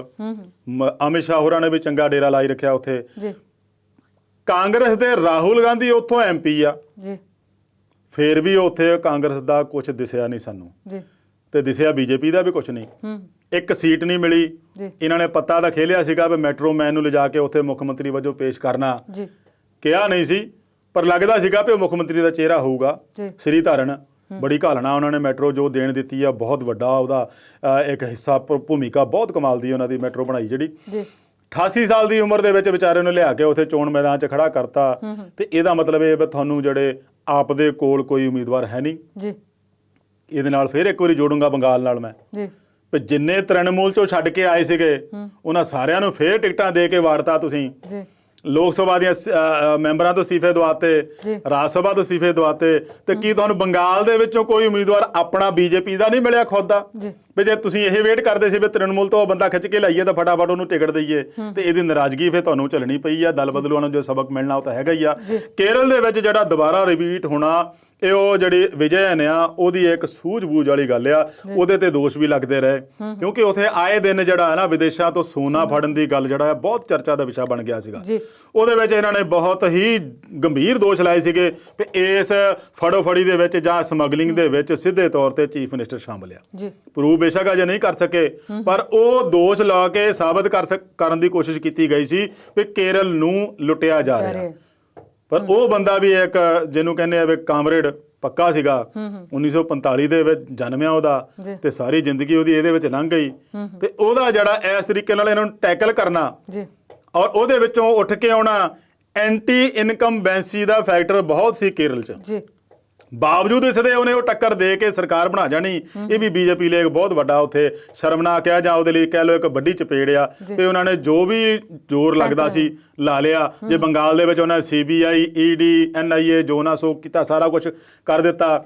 ਉਸ ਦੇ ਨਾਲ ਇੱਧਰ ਵੀ ਉਹਨਾਂ ਦਾ ਇਹੋ ਜਿਹਾ ਪੈਂਤੜਾ ਵਰਤਿਆ ਸੀਗਾ, ਪਰ ਉਹਦੇ ਆਪ ਦੀ ਸੂਝ-ਬੂਝ ਜਾਂ ਜਿਹੜੇ ਮੈਨੂੰ ਇਹ ਲੱਗਦਾ ਜੋ ਕੱਲ ਦਾ ਸੋਸ਼ਲ ਮੀਡੀਆ ਤੇ ਚੱਲ ਰਿਹਾ ਤੇ ਕੇਰਲ ਵਾਲੇ ਬਾਹਲੇ ਪੜ੍ਹੇ ਲਿਖੇ ਆ, ਸਮਝਦਾਰ ਪੜ੍ਹੇ ਲਿਖੇ ਜ਼ਿਆਦੇ। ਉਹਨਾਂ ਦੀ ਜਿਹੜੀ ਲਿਟਰੇਸੀ ਰੇਟ ਹੈ ਨਾ ਉਹ ਸਾਰੀ ਇੰਡੀਆ 'ਚ ਬਹੁਤ ਵੱਡੀ ਆ, ਬਹੁਤ ਜ਼ਿਆਦਾ ਆ। ਵਾਕਈ ਪੜ੍ਹੇ ਲਿਖੇ ਆ ਉੱਥੇ, ਇਦਾਂ ਨਹੀਂ ਹੈਗੇ ਵੀ ਨਹੀਂ ਹੈਗੇ, ਵਾਕਈ ਪੜ੍ਹੇ ਲਿਖੇ ਆ। ਮਹਿਲਾਵਾਂ ਦਾ ਵੀ ਬੜਾ ਰੋਲ ਕਹਿੰਦੇ ਬਿਲਕੁਲ, ਉਹਦੇ ਪੜ੍ਹੇ ਲਿਖੇ ਕਰਕੇ ਹੀ ਜਦੋਂ ਔਰਤਾਂ ਵੀ ਪੜ੍ਹੀਆਂ ਲਿਖੀਆਂ, ਜਦੋਂ ਸਾਰੇ ਲਿਟਰੇਸੀ ਰੇਟ ਦੇ ਵਿੱਚ ਸਾਰਾ ਹੀ ਆ ਜਾਂਦਾ ਮੇਲ ਐਂਡ ਫੀਮੇਲ ਵਾਲਾ, ਤੇ ਉਹਨਾਂ ਨੇ ਵੀ ਇਹਦੇ ਵਿੱਚ ਬਹੁਤ ਵੱਡਾ ਫੈਕਟਰ ਕੰਮ ਕੀਤਾ ਵੀ ਅਸੀਂ ਬਾਹਰੀ ਵਾਲਾ ਬੰਦਾ ਜਿਹੜਾ ਇਹਨਾਂ ਨੇ ਸ੍ਰੀਧਰਨ ਲਿਆ ਕੇ ਦਿੱਲੀੋਂ ਬਿਠਾਲਤਾ, ਬੇਸ਼ੱਕ ਉਹ ਮੂਲ ਉਹਦਾ ਇੱਥੋਂ ਦਾ ਹੀ ਹੋਵੇ, ਪਰ ਉਹਨਾਂ ਨੇ ਲਿਆ ਕੇ ਬਿਠਾਲਤਾ ਤੇ ਉੱਥੇ ਗੱਲ ਫੇਰ ਖਟਕ ਜਾਂਦੀ ਆ ਵੀ ਸਾਡਾ ਆਪਣਾ ਹੀ ਬੰਦਾ ਠੀਕ ਆ। ਕਿਉਂਕਿ ਕੇਰਲ ਦੇ ਵਿੱਚ ਜਿਸ ਤਰੀਕੇ ਨਾਲ ਪਿੱਛੇ ਜੇ ਹੜ੍ਹ ਆਏ ਸੀਗੇ, ਜੋ ਉੱਥੇ ਤਰਾਸਦੀਆਂ ਆਈਆਂ ਸੀ, ਉਹਨੂੰ ਬੜੀ ਬਾਖੂਬੀ ਤਰੀਕੇ ਨਾਲ ਮੁੱਖ ਮੰਤਰੀ ਵਿਜੈਨ ਨੇ ਟੈਕਲ ਕੀਤਾ ਸੀਗਾ ਔਰ ਲੋਕਾਂ ਤੱਕ ਪੂਰੀ ਰਾਹਤ ਸਮੱਗਰੀ ਜਿਹੜੀ ਪਹੁੰਚਾਈ ਸੀ, ਉਹ ਉਹਦੀ ਇੱਕ ਵੈਲ ਬੀਇੰਗ ਸੀ, ਉਹ ਉਹਦੇ ਕੰਮ ਕਰ ਗਈ, ਜਿਹੜਾ ਕਿ ਹੁਣ ਦੁਬਾਰਾ ਰਿਪੀਟ ਕਰ ਰਹੀ ਹੈ ਸਰਕਾਰ ਉੱਥੇ। ਤੇ ਸ਼ੇਰਗਿੱਲ ਜੀ, ਕਰੋਨਾ ਦੀ ਗੱਲ ਕਰੀਏ ਤੇ ਪੰਜਾਬ 'ਚ ਲੋਕਡਾਊਨ ਦਾ ਐਲਾਨ 15 ਮਈ ਤੱਕ ਹਰਿਆਣਾ ਨੇ ਕੱਲ ਕਰ ਦਿੱਤਾ ਸੀ ਅਤੇ ਇਹ ਕਰੋਨਾ ਦੌਰਾਨ ਲੋਕਡਾਊਨ ਸਰਕਾਰਾਂ ਦੀ ਨਾਕਾਮੀ ਨੂੰ ਛੁਪਾਉਣ ਦਾ ਤਰੀਕਾ ਹੈ ਜਾਂ ਲੋਕਾਂ ਨੂੰ ਬਚਾਉਣ ਦਾ? ਪੰਜਾਬ 'ਚ ਅਜੇ ਮੁਕੰਮਲ ਲੋਕਡਾਊਨ ਨਹੀਂ ਹੈ, ਲੋਕਡਾਊਨ ਵਰਗੀਆਂ ਪਾਬੰਦੀਆਂ ਜ਼ਰੂਰ ਹੈ। ਹਰਿਆਣੇ ਨੇ ਜ਼ਰੂਰ 8 ਦਿਨ ਦਾ 7 ਦਿਨ ਦਾ ਹਫ਼ਤੇ ਦਾ ਜਿਹੜਾ ਲੋਕਡਾਊਨ ਮੁਕੰਮਲ ਲਾਇਆ ਆ। ਉਹਦੇ ਵਿੱਚ ਵੀ ਉਹ ਦੋਸ਼ ਲੱਗ ਰਹੇ ਆ ਕਿ ਕਿਸਾਨਾਂ ਦੇ ਅੰਦੋਲਨ ਨੂੰ ਕਿਸੇ ਤਰੀਕੇ ਨਾਲ ਨਵਾਂ ਤਰੀਕਾ ਵਰਤੀਏ ਤਾਰਪੀਡੋ ਕਰਨ ਲਈ। ਕਿਸਾਨਾਂ ਨੇ ਕਿਹਾ ਸਾਡੇ ਵਿੱਚ ਕੋਈ ਇਹੋ ਜਿਹੀ ਗੱਲ ਨਹੀਂ ਹੈ, ਸਾਡੇ ਡਾਕਟਰ ਆਪਣੇ 40-50 ਹੈਗੇ ਆ, ਅਸੀਂ ਆਪ ਦਾ ਪ੍ਰਬੰਧ ਪੂਰਾ ਕੀਤਾ ਹੋਇਆ, ਸਾਨੂੰ ਵੈਕਸੀਨੇਸ਼ਨ ਦੀ ਲੋੜ ਸੀਗੀ, ਤੁਹਾਨੂੰ ਕਿਹਾ ਸੀ ਕੈਂਪ ਲਾਉਣ ਲਈ, ਉਹ ਲਾਇਆ ਨਹੀਂ। ਪੰਜਾਬ ਦੇ ਵਿੱਚ ਪਾਬੰਦੀਆਂ ਜਿਹੜੀਆਂ ਪਹਿਲਾਂ ਹੀ ਸ਼ਾਮ ਦਾ ਕਰਫਿਊ 6 ਤੋਂ ਸਵੇਰੇ 5 ਵਜੇ ਤੱਕ ਹੈਗਾ। ਵੀਕਐਂਡ ਜਿਹੜਾ ਲਾਕਡਾਊਨ ਲਾਇਆ ਸੀਗਾ ਸ਼ੁੱਕਰਵਾਰ ਸ਼ਾਮ 6 ਵਜੇ ਤੋਂ ਲੈ ਕੇ ਸੋਮਵਾਰ ਸਵੇਰ ਦੇ 5 ਵਜੇ ਤੱਕ, ਉਹ ਲੰਘ ਕੇ ਗਿਆ ਹਫਤਾ, ਪਰ ਇਹਦਾ ਅਸਰ ਕੁਝ ਨਹੀਂ ਹੋਇਆ। ਹੁਣ 15 ਮਈ ਤੱਕ ਜੇ ਇਹਨਾਂ ਨੇ ਮਿਨੀ ਲਾਕਡਾਊਨ ਕਹਿ ਲਈਏ ਆਪਾਂ ਇੱਕ ਕਿਸਮ ਨਾਲ, ਤੇ ਉਹਦਾ ਅਸਰ ਕਿੰਨਾ ਕੁ ਹੋਊਗਾ? ਜਿਹੜਾ ਮੌਤਾਂ ਦੀ ਗਿਣਤੀ ਹਜੇ ਵੀ 150 ਆ ਰਹੀ ਆ ਤੇ 2-3 ਹਫ਼ਤਿਆਂ ਤੋਂ ਦਿੱਲੀ ਲਾਕਡਾਊਨ ਲੱਗਿਆ ਜਾ ਰਿਹਾ ਮੁਕੰਮਲ, ਜਿੱਥੇ ਬਾਜ਼ਾਰ ਵੀ ਬੰਦ ਆ, ਜਿੱਥੇ ਵਪਾਰੀ ਖੁਦ ਸਰਕਾਰ ਦਾ ਸਾਥ ਦੇ ਰਹੇ ਆ ਵੀ ਅਸੀਂ ਲਾਕਡਾਊਨ 'ਚ ਤੁਹਾਡੇ ਨਾਲ ਆ, ਕਿਰਪਾ ਕਰਕੇ ਇਹਨੂੰ ਲਾ ਦਿਓ, ਅਸੀਂ ਇਹਦੀ ਪਾਬੰਦੀ ਪੂਰੀ ਤਰ੍ਹਾਂ ਮੰਨਾਂਗੇ। ਫੇਰ ਵੀ ਉੱਥੇ ਪੋਜ਼ਿਟਿਵਿਟੀ ਰੇਟ ਨਹੀਂ ਘਟ ਰਿਹਾ, 33-34% ਆ। ਲਾਕਡਾਊਨ ਨਹੀਂ ਮਸਲੇ ਦਾ ਹੱਲ ਰਹਿ ਗਿਆ। ਹੁਣ ਇਹ ਸ਼ੁਰੂਆਤ ਸੀਗਾ ਪਿਛਲੇ ਸਾਲ ਦਾ, ਉਹ ਮੰਨ ਗਏ ਸੀਗੇ, ਪਰ ਫਿਰ ਵੀ ਲੋਕ ਹੁਣ ਇਸ ਗੱਲ ਨੂੰ ਲੈ ਕੇ ਆਪਣੇ ਆਪ ਨੂੰ ਸਵੀਕਾਰ ਕਰਨਾ ਚਾਹੁੰਦੇ ਆ ਵੀ ਯਾਰ ਲਾਕਡਾਊਨ ਲੱਗ ਜਾਂਦਾ ਚੰਗਾ ਸੀਗਾ। ਪਰ ਮੈਂ ਫੇਰ ਦੁਬਾਰਾ ਕਹੂੰਗਾ, ਜੇ ਤੁਹਾਡੇ ਮਾਸਕ ਲੱਗਾ ਹੋਇਆ, ਹੱਥ ਸੈਨੀਟਾਈਜ਼ ਕੀਤੇ ਹੋਏ ਆ, ਸਮਾਜਿਕ ਦੂਰੀ ਬਣਾ ਕੇ ਰੱਖੀ ਆ, ਤਾਂ ਉਹ ਆਪਣੇ ਆਪ 'ਚ ਹੀ ਲਾਕਡਾਊਨ ਹੈ। ਸਰਕਾਰ ਨੂੰ ਮਜਬੂਰ ਨਾ ਕਰੋ। ਪ੍ਰਧਾਨ ਮੰਤਰੀ ਹੋਰੇ ਵੀ ਜਿਹੜੇ ਅੱਜ ਮੀਟਿੰਗ ਕਰ ਰਹੇ ਆ, ਹੋ ਸਕਦਾ ਕੋਈ ਇਹਦੇ ਵਿੱਚ ਫੈਸਲਾ ਲੈਣ। ਅਮਰੀਕਾ ਦਾ ਸਭ ਤੋਂ ਵੱਡਾ ਮੈਡੀਕਲ ਐਡਵਾਈਜ਼ਰ ਆ ਫੌਚੀ, ਉਹਨੇ ਵੀ ਆਪਣੇ ਇੱਕ ਇੰਟਰਵਿਊ ਦਿੱਤੀ ਸੀ ਅਖਬਾਰ 'ਚ, ਉਹਨੇ ਵੀ ਭਾਰਤ ਸਰਕਾਰ ਨੂੰ ਸਲਾਹ ਦਿੱਤੀ ਸੀਗੀ ਵੀ ਇਹ ਚੇਨ ਜਿਹੜੀ ਆ ਕਰੋਨਾ ਦੀ ਹੁਣ ਇਹ ਟੁੱਟਣੀ ਮੁਸ਼ਕਲ ਆ। ਬਿਹਤਰ ਇਹੀ ਹੋਊਗਾ ਵੀ ਤੁਸੀਂ ਘੱਟੋ ਘੱਟ ਨਹੀਂ ਤਾਂ 15 ਦਿਨ ਦਾ ਜਿਹੜਾ ਮੁਕੰਮਲ ਲਾਕਡਾਊਨ ਲਾਉਣਾ ਬਣਦਾ ਆ ਇਸ ਵੇਲੇ। ਪਰ ਇਹਦੇ ਵਿੱਚ ਸਾਰਾ ਕੁਝ ਦੇਖੀਏ, ਆਰਥਿਕਤਾ ਤਾਂ ਜਿੱਥੇ ਤਬਾਹ ਹੁੰਦੀ ਆ, ਜਿਹੜਾ ਆਮ ਬੰਦਾ ਆ ਉਹ ਬਹੁਤ ਬੁਰੀ ਤਰ੍ਹਾਂ ਪ੍ਰਭਾਵਿਤ ਹੁੰਦਾ ਆ। ਗਰੀਬ ਬੰਦੇ ਦੀ ਜਿਹੜੀ ਉਹ ਮਾਰ ਆ, ਇਹ ਲਾਕਡਾਊਨ ਦੀ ਸਭ ਤੋਂ ਵੱਧ ਉੱਤੇ ਪੈਂਦੀ ਆ। ਜਿਹਨੇ ਦਿਹਾੜੀ 'ਚ ਉਨਾ ਹੀ ਕਮਾਉਣਾ ਤੇ ਉਨਾ ਹੀ ਖਾਣਾ, ਉਹ ਵਿਚਾਰਾ ਕਿੱਧਰ ਨੂੰ ਜਾਊਗਾ? ਹੁਣ ਪਾਬੰਦੀਆਂ ਲਾਉਣੀਆਂ ਸਰਕਾਰ ਲਈ ਸੌਖਾ ਆ, ਪਰ ਇਹਨਾਂ ਨੇ ਵੈਕਸੀਨੇਸ਼ਨ ਵੱਲ ਨੂੰ ਧਿਆਨ ਬਿਲਕੁਲ ਨਹੀਂ ਦਿੱਤਾ। ਵੈਕਸੀਨੇਸ਼ਨ ਬਣਾਉਣ ਵਾਲੀ ਕੰਪਨੀ ਸੀਰਮ ਇੰਸਟੀਚਿਊਟ ਦਾ ਆਧਾਰ ਪੂਨਾ ਵਾਲਾ, ਉਹ ਦੇਸ਼ ਦੇ ਵਿੱਚ ਧਮਕੀਆਂ ਮਿਲਦੀਆਂ ਦੇਖ ਕੇ ਛੱਡ ਕੇ ਲੰਡਨ ਭੱਜ ਗਿਆ ਤੇ ਵੈਕਸੀਨੇਸ਼ਨ ਤਿਆਰ ਹੋਣ ਨੂੰ ਫਿਰ ਕਹਿ ਰਿਹਾ ਪ੍ਰੋਡਕਸ਼ਨ ਜਾਰੀ ਆ। CEO ਹੀ ਚਲੇ ਗਿਆ ਤੇ ਪ੍ਰੋਡਕਸ਼ਨ ਜਾਰੀ ਆ, ਉਹ ਕਿਹਦੀ ਸੁਪਰਵਿਜ਼ਨ ਤੇ ਹੋ ਰਹੀ ਆ। ਫਿਰ ਰੌਲਾ ਇਹ ਪੈ ਰਿਹਾ ਸੀਗਾ ਵੀ ਭਾਰਤ ਨੇ ਸਿਰਫ ਤੇ ਸਿਰਫ 2 ਕੰਪਨੀਆਂ ਨੂੰ ਕਿਉਂ ਜ਼ਿੰਮਾ ਦਿੱਤਾ। ਇੰਜੈਕਸ਼ਨ ਬਣਾਉਣ ਦਾ, ਹੋਰ ਕੰਪਨੀਆਂ ਕਿੱਥੇ ਗਈਆਂ ਭਾਰਤ ਦੀਆਂ? ਜੀ। ਇਹ ਵੀ ਇੱਕ ਸਵਾਲ ਆ। ਕੇਵਲ 2 ਕੰਪਨੀਆਂ ਹੀ 135-40 ਕਰੋੜ ਲੋਕਾਂ ਲਈ ਟੀਕਾ ਕਿਵੇਂ ਬਣਾ ਸਕਦੀ ਆ? ਜੀ। ਇਹ ਵੀ ਸਰਕਾਰ ਨੇ ਨਹੀਂ ਦੇਖਿਆ। ਸੁਪਰੀਮ ਕੋਰਟ ਦਾ ਇੱਕ ਜਜਮੈਂਟ ਸੀਗੀ ਵੀ ਤੁਹਾਡੇ ਕੋਲ ਪੇਟੈਂਟ ਅਥਾਰਟੀ ਆ, ਤੁਸੀਂ ਉਹ ਕਿਸੇ ਵੀ ਇੰਜੈਕਸ਼ਨ ਦੀ ਕੰਪਨੀ ਨੂੰ ਦਿੰਦੇ ਆ ਤਾਂ ਪੇਟੈਂਟ ਕਰ ਦਿਓ ਵੀ ਤੂੰ ਆਹ ਤਿਆਰ ਕਰਨੀ ਆ, ਇੰਨੇ ਇੰਜੈਕਸ਼ਨ ਮੈਨੂੰ ਚਾਹੀਦੇ ਆ ਤੇ ਹੋਰ ਕਿਤੇ ਨਹੀਂ ਦੇਣਾ, ਇਹ ਸਾਡੇ ਕੋਲ ਸਿੱਧੀ ਆਉਣੀ ਆ, ਅਸੀਂ ਆਪੇ ਗਾਂ ਸਟੇਟਾਂ ਨੂੰ ਦੇਵਾਂਗੇ ਤੇ ਤੁਸੀਂ ਉਹ ਖੁੱਲ੍ਹ ਦੇ ਰਹੇ ਕੰਪਨੀ ਨੂੰ, ਭਾਈ ਜਿੱਦਾਂ ਮਰਜ਼ੀ ਤੂੰ ਵਿੱਚ ਹੀ ਚੱਲ ਤੇ ਆਪਣਾ ਕਮਾਈ ਕਰੀ ਚੱਲ। ਇਹ ਸਾਰੀਆਂ ਇਹਨਾਂ ਦੀਆਂ ਜਿਹੜੀਆਂ ਨਾਕਾਮੀਆਂ ਆ ਸਰਕਾਰ ਦੀਆਂ, ਸਾਰੀਆਂ ਘੁੰਮ ਕੇ ਆ ਰਹੀਆਂ। ਤੁਸੀਂ ਦੇਖ ਲਓ ਵੀ ਭਾਰਤ ਦੇਸ਼ ਮਹਾਨ ਜਿਹਨੂੰ ਕਹਿੰਦੇ ਆ, ਉਹਦਾ ਹਾਲ ਕੀ ਕਰਕੇ ਰੱਖ ਦਿੱਤਾ ਇਹਨਾਂ ਨੇ। ਬੈੱਡ ਤੇ ਇੱਕ ਪਾਸੇ ਰਹੇ, ਵੈਂਟੀਲੇਟਰ ਇੱਕ ਪਾਸੇ ਰਹੇ, ਆਕਸੀਜਨ ਦੇ ਕਰਕੇ ਹਜੇ ਵੀ ਅਦਾਲਤਾਂ ਫਟਕਾਰਾਂ ਪਾ ਰਹੀਆਂ, ਲਾਹਨਤਾਂ ਪਾ ਰਹੀਆਂ, ਔਰ ਉਹਨਾਂ ਨੂੰ ਜਿਹੜਾ ਉਹ ਅਪਮਾਨ ਦਾ ਜਿਹੜਾ ਦਿੱਲੀ ਹਾਈ ਕੋਰਟ ਨੇ ਕਿਹਾ ਸੀ ਵੀ ਜੇ ਤੁਸੀਂ ਸਾਡੀ ਨਹੀਂ ਗੱਲ ਮੰਨਣੀ ਤਾਂ ਅਸੀਂ ਅਦਾਲਤੀ ਹੱਦ ਤੱਕ ਦਾ ਕੇਸ ਕਰ ਦੇਣਾ, ਉਹਨੂੰ ਰੱਦ ਕਰਾਉਣ ਲਈ ਸਰਕਾਰ ਜਾ ਰਹੀ ਆ। ਆਪ ਦੀ ਤਿਆਰੀ ਨਹੀਂ ਕਰ ਰਹੀ ਵੀ ਦਿੱਲੀ ਕੋਰਟ ਤੋਂ ਪਹਿਲਾਂ ਹੀ, ਉਹਦੇ ਫਟਕਾਰ ਤੋਂ ਪਹਿਲਾਂ ਹੀ ਤਿਆਰੀ ਕਰ ਲਈਏ। ਆਕਸੀਜਨ ਦਾ ਰੌਲਾ ਹਜੇ ਵੀ ਚੱਲ ਰਿਹਾ, ਬੈੱਡ ਮਿਲ ਨਹੀਂ ਰਹੇ, ਵੈਂਟੀਲੇਟਰ ਮਿਲ ਨਹੀਂ ਰਹੇ ਤੇ ਉੱਤੋਂ ਸ਼ਮਸ਼ਾਨ ਘਾਟ ਭਰ ਰਹੇ ਆ। ਹਜੇ ਤੱਕ ਪੂਰੀ ਤਰ੍ਹਾਂ ਅੰਕੜੇ ਸ਼ਮਸ਼ਾਨ ਘਾਟਾਂ ਦੇ ਨਹੀਂ ਦਿਖਾਏ ਜਾ ਰਹੇ ਜਿੰਨੇ ਅਸਲ ਗਿਣਤੀ ਮੌਤਾਂ ਦੀ ਹੋ ਰਹੀ ਆ। ਹੁਣ ਤਾਂ ਪੰਜਾਬ ਵਿੱਚ ਵੀ ਉਹ ਹਾਲਤ ਹੋ ਗਈ, ਲੁਧਿਆਣੇ ਦੇ ਵਿੱਚ ਇਕੱਲੇ 'ਚ ਹੀ ਕੱਲ 31 ਲਾਸ਼ਾਂ ਦਾ ਸੰਸਕਾਰ ਹੋਇਆ, ਬਹੁਤ ਹੀ ਖੌਫਨਾਕ ਆ। ਸੋ ਸਰਕਾਰਾਂ ਨੇ ਜੋ ਕਰਨਾ ਠੀਕ ਆ। ਮੈਂ ਅਪੀਲ ਜ਼ਰੂਰ ਲੋਕਾਂ ਨੂੰ ਇਹ ਕਰੂੰਗਾ ਵੀ ਆਪ ਦਾ ਬਚਾਅ ਲਾਕਡਾਊਨ ਵਾਂਗੂ ਹੀ ਸਮਝ ਕੇ ਕਰ ਲਓ ਤਾਂ ਹੀ ਚੰਗਾ ਆ। ਸਰਕਾਰਾਂ ਦੇ ਹੱਥ ਇੱਕ ਕਿਸਮ ਨਾਲ ਖੜੇ ਕਰਤਾ ਆ। ਸਰਕਾਰਾਂ ਨੇ ਲੋਕਾਂ ਨੂੰ ਕਰੋਨਾ ਦੇ ਵਿੱਚ ਆਪਣੇ ਤੌਰ ਤੇ ਮਰਨ ਲਈ ਛੱਡ ਦਿੱਤਾ। ਦਿੱਲੀ ਹਾਈ ਕੋਰਟ ਨੇ ਵੀ ਕਿਹਾ ਵੀ ਕੀ ਤੁਸੀਂ ਲੋਕਾਂ ਨੂੰ ਮਰਨ ਲਈ ਛੱਡ ਦਿੱਤਾ ਕਰੋਨਾ ਦੇ ਵਿੱਚ, ਤੁਹਾਡੀ ਕੋਈ ਜ਼ਿੰਮੇਵਾਰੀ ਨਹੀਂ ਬਣਦੀ। ਸੋ ਸਰਕਾਰਾਂ ਦੀ ਜੋ ਜ਼ਿੰਮੇਵਾਰੀ ਦਿਖਦੀ ਆ ਹੁਣ ਸਾਰਿਆਂ ਦੇ ਸਾਹਮਣੇ ਆ ਗਈ ਆ। ਇੰਟਰਨੈਸ਼ਨਲ ਬੇਇੱਜ਼ਤੀ ਹੋ ਗਈ, ਕੌਮਾਂਤਰੀ ਪੱਧਰ ਤੇ ਇੰਨਾ ਰੌਲਾ ਪੈ ਗਿਆ। ਲੋਕਾਂ ਨੂੰ ਹੀ ਚਾਹੀਦਾ ਆਪਣੇ ਨੂੰ ਆਪਣੀ ਜ਼ਿੰਮੇਵਾਰੀ ਸਮਝ ਕੇ ਘੱਟੋ ਘੱਟ ਮਾਸਕ ਪਾ ਕੇ ਰੱਖਣ, ਬਿਨਾਂ ਲੋੜ ਤੋਂ ਘਰੋਂ ਬਾਹਰ ਨਾ ਨਿਕਲਣ। ਤੇ ਆਪਣੇ ਆਪ 'ਚ ਹੀ ਲਾਕਡਾਊਨ ਆ। ਜੇ ਆਪਾਂ ਖੁੱਲ੍ਹੇਆਮ ਵੈਸੇ ਨਿਕਲਾਂਗੇ ਤਾਂ ਫਿਰ ਮੰਨਾਂਗੇ ਨਾ ਵੀ ਹਾਂ ਵੀ ਲਾਕਡਾਊਨ ਨਹੀਂ ਆ। ਜੇ ਆਪ ਬਿਨਾਂ ਮਤਲਬ ਤੋਂ ਨਾ ਨਿਕਲੋ, ਘਰੇ ਬੈਠੇ ਰਹੋ, ਤਾਂ ਆਪਾਂ ਕਰੋਨਾ ਨੂੰ ਉਦਾਂ ਹੀ ਮਾਤ ਦੇ ਸਕਦੇ ਹਾਂ। ਸਭ ਤੋਂ ਵੱਡੀ ਗੱਲ ਆ ਆਪਣਾ ਮਾਨਸਿਕ ਸਥਿਤੀ ਜਿਹੜੀ ਆ ਉਹ ਪ੍ਰਬਲ ਰੱਖਣੀ ਚਾਹੀਦੀ ਆ, ਜਿਹਨੂੰ ਪੰਜਾਬੀ ਭਾਸ਼ਾ 'ਚ ਕਹਿ ਦਈਏ ਵੀ ਚੜ੍ਹਦੀ ਕਲਾ 'ਚ ਰੱਖਣਾ ਚਾਹੀਦਾ ਆ। ਜੇ ਆਪਾਂ ਆਪਣੀ ਮਾਨਸਿਕ ਸਥਿਤੀ ਪੂਰੀ ਤਰ੍ਹਾਂ ਕਾਇਮ ਰੱਖਾਂਗੇ ਤਾਂ ਫਿਰ ਮੈਨੂੰ ਲੱਗਦਾ ਨਹੀਂ ਵੀ ਕਰੋਨਾ ਕੀ ਕੋਈ ਵੱਡੀ ਬਿਮਾਰੀ ਵੀ ਆ ਜਾਏ ਉਹ ਬੰਦੇ ਨੂੰ ਕੁਝ ਨਹੀਂ ਕਹਿ ਸਕਦੀ। ਡਰ ਜਿਹੜਾ ਹੁੰਦਾ ਨਾ, ਡਰ ਉਹ ਬਿਮਾਰੀ ਨਾਲੋਂ ਵੀ ਭੈੜਾ ਹੁੰਦਾ, ਹੋਰ ਡਰਾਉਂਦਾ, ਉਹ ਹੋਰ ਡਰਾਉਂਦਾ। ਜੇ ਪਹਿਲੇ ਡਰ ਗਏ ਹਾਏ ਕਰੋਨਾ, ਹਾਏ ਇਦਾਂ ਹੈ ਇਦਾਂ, ਦੇਖੋ ਪਿਛਲੇ ਸਾਲ ਜੋ ਡਰ ਸੀਗਾ ਕਰੋਨਾ ਦਾ ਉਹ ਇਸ ਸਾਲ ਉਹਨਾਂ ਦੇਖਣ ਨੂੰ ਨਹੀਂ ਮਿਲਦਾ। ਪਰ ਇਹ ਅਣਗਹਿਲੀ ਵਾਲਾ ਆ। ਜੇ ਆਪਾਂ ਕਹੀਏ ਨਾ ਵੀ ਹੁਣ ਡਰ ਘਟ ਗਿਆ, ਉਹ ਅਣਗਹਿਲੀ ਵਾਲਾ ਡਰ ਆ। ਉਹ ਡਰ ਨਹੀਂ ਚਾਹੀਦਾ, ਅਣਗਹਿਲੀ ਵਾਲਾ ਚੜ੍ਹਦੀ ਕਲਾ ਵਾਲਾ ਚਾਹੀਦਾ ਵੀ ਅਸੀਂ ਡਰਨਾ ਵੀ ਨਹੀਂ ਤੇ ਪਰਹੇਜ਼ ਵੀ ਪੂਰਾ ਕਰਨਾ। ਫੇਰ ਸਾਨੂੰ ਕੋਈ ਕੁਝ ਨਹੀਂ ਕਹਿ ਸਕਦਾ। ਸਰਕਾਰਾਂ ਦੇ ਕੋਲ ਅੰਕੜੇ ਆ, ਮੈਂ ਫੇਰ ਕਹੂੰਗਾ ਸਰਕਾਰਾਂ ਨੇ ਅੰਕੜੇ ਬਣਾ ਕੇ ਕਿਤਾਬਾਂ 'ਚ ਦਰਜ ਕਰਕੇ ਰੱਖ ਦੇਣੇ ਆ, ਜਿਨ੍ਹਾਂ ਦੇ ਆਪ ਦੇ ਗਏ ਆ, ਜਿਨ੍ਹਾਂ ਦੇ ਆਪ ਦਾ ਨੁਕਸਾਨ ਹੋਇਆ। ਤੁਸੀਂ ਸੋਚ ਨਹੀਂ ਸਕਦੇ ਵੀ ਚੈਨਲਾਂ ਦੇ ਉੱਤੇ ਐਂਕਰ ਤੱਕ ਜਿਹੜੇ ਉਹ ਭਾਵਕ ਹੋਣ ਲੱਗ ਪਏ ਆ ਜਦੋਂ ਉਹ ਕਿਤੇ ਖਬਰ ਪੜ੍ਹਦੇ ਹੁੰਦੇ ਜਾਂ ਲਾਈਵ ਹੁੰਦੇ ਨਾ, ਤੇ ਉਹਨਾਂ ਨੂੰ ਕਿਤੇ ਮੈਸੇਜ ਆ ਜਾਂਦਾ ਵੀ ਆ ਤੁਹਾਡੇ ਮਿੱਤਰ ਦਾ ਜਾਂ ਤੁਹਾਡਾ ਮਿੱਤਰ ਜਾਂ ਉਹਦਾ ਕੋਈ ਘਰ ਵਾਲਾ ਜਾਂ ਕੋਈ ਉਹਦਾ ਰਿਸ਼ਤੇਦਾਰ ਕੋਈ ਇਸ ਵੇਲੇ ਆਕਸੀਜਨ ਦੀ ਘਾਟ ਕਾਰਨ ਉਹਨੂੰ ਆਕਸੀਜਨ ਦੀ ਬਹੁਤ ਵੱਡੀ ਲੋੜ ਆ, ਜਾਂ ਉਹ ਇਸ ਵੇਲੇ ਕਰੋਨਾ ਦੀ ਭੇਟ ਚੜ ਗਿਆ ਤੇ ਉਹਨਾਂ ਤੋਂ ਉੱਥੇ ਹੰਝੂ ਰੁਕਦੇ ਨੇ। ਬਿਲਕੁਲ ਇਹੋ ਜਿਹੀ ਸਥਿਤੀ ਆ ਗਈ ਆ। ਤੇ ਲੀਡਰ ਵੀ ਮੈਂ ਦੇਖੇ ਹੁਣ ਜਿਹੜੇ ਉਹ ਵੀ ਚੈਨਲਾਂ ਦੇ ਉੱਤੇ ਸ਼ਰੇਆਮ ਉਹਨਾਂ ਦਾ ਜਿਹੜੇ ਹੰਝੂ ਨਿਕਲ ਰਹੇ ਆ। ਇਹੋ ਜਿਹੀ ਸਥਿਤੀ ਲਿਆਉਣ ਦੇ ਵਿੱਚ ਸਰਕਾਰਾਂ ਨੂੰ ਆਪਾਂ ਜਿੰਨਾ ਜ਼ਿੰਮੇਵਾਰ ਠਹਿਰਾ ਸਕਾਂਗੇ ਉਹਦੇ ਵਿੱਚ ਆਪਣੀ ਵੀ ਜ਼ਿੰਮੇਵਾਰੀ ਸਮਝਾਂਗੇ ਤਾਂ ਆਪਾਂ ਇਹਨੂੰ ਬਹੁਤ ਵਧੀਆ ਤਰੀਕੇ ਨਾਲ ਮਾਤ ਦੇ ਸਕਦੇ ਹਾਂ। ਤੇ ਇਸ ਵੇਲੇ ਅਸੀਂ ਆਪਣੀ ਸਮਝਦਾਰੀ ਦਿਖਾਉਂਦੇ ਹਾਂ ਤੇ ਵਕਤ ਦਾ ਇਸ਼ਾਰਾ ਹੈ ਕਿ ਪ੍ਰੋਗਰਾਮ ਦਾ ਵਕਤ ਜਿਹੜਾ ਉਹ ਮੁੱਕ ਗਿਆ। ਤੁਸੀਂ ਸਟੂਡੀਓ 'ਚ ਆਏ, ਵਿਚਾਰ ਸਾਂਝੇ ਕੀਤੇ, ਤੁਹਾਡਾ ਬਹੁਤ ਬਹੁਤ ਧੰਨਵਾਦ। ਸ਼ੁਕਰੀਆ ਜੀ। ਸੋ ਦਰਸ਼ਕਾਂ ਦਾ ਵੀ ਧੰਨਵਾਦ ਕਰਦੇ ਹਾਂ। ਪੰਜਾਬੀ ਨੈਸ਼ਨਲ ਟੀਵੀ ਦੇ ਖਾਸ ਸਿਲਸਿਲੇ ਵਿਚਾਰ ਚਰਚਾ ਨਾਲ ਜੁੜਨ ਲਈ ਨਵੇਂ ਮੁੱਦਿਆਂ ਨਾਲ ਫੇਰ ਤੋਂ ਹੋਵਾਂਗੇ ਹਾਜ਼ਰ। ਉਦੋਂ ਤੱਕ ਇਜਾਜ਼ਤ ਚਾਹੁੰਦੇ ਹਾਂ।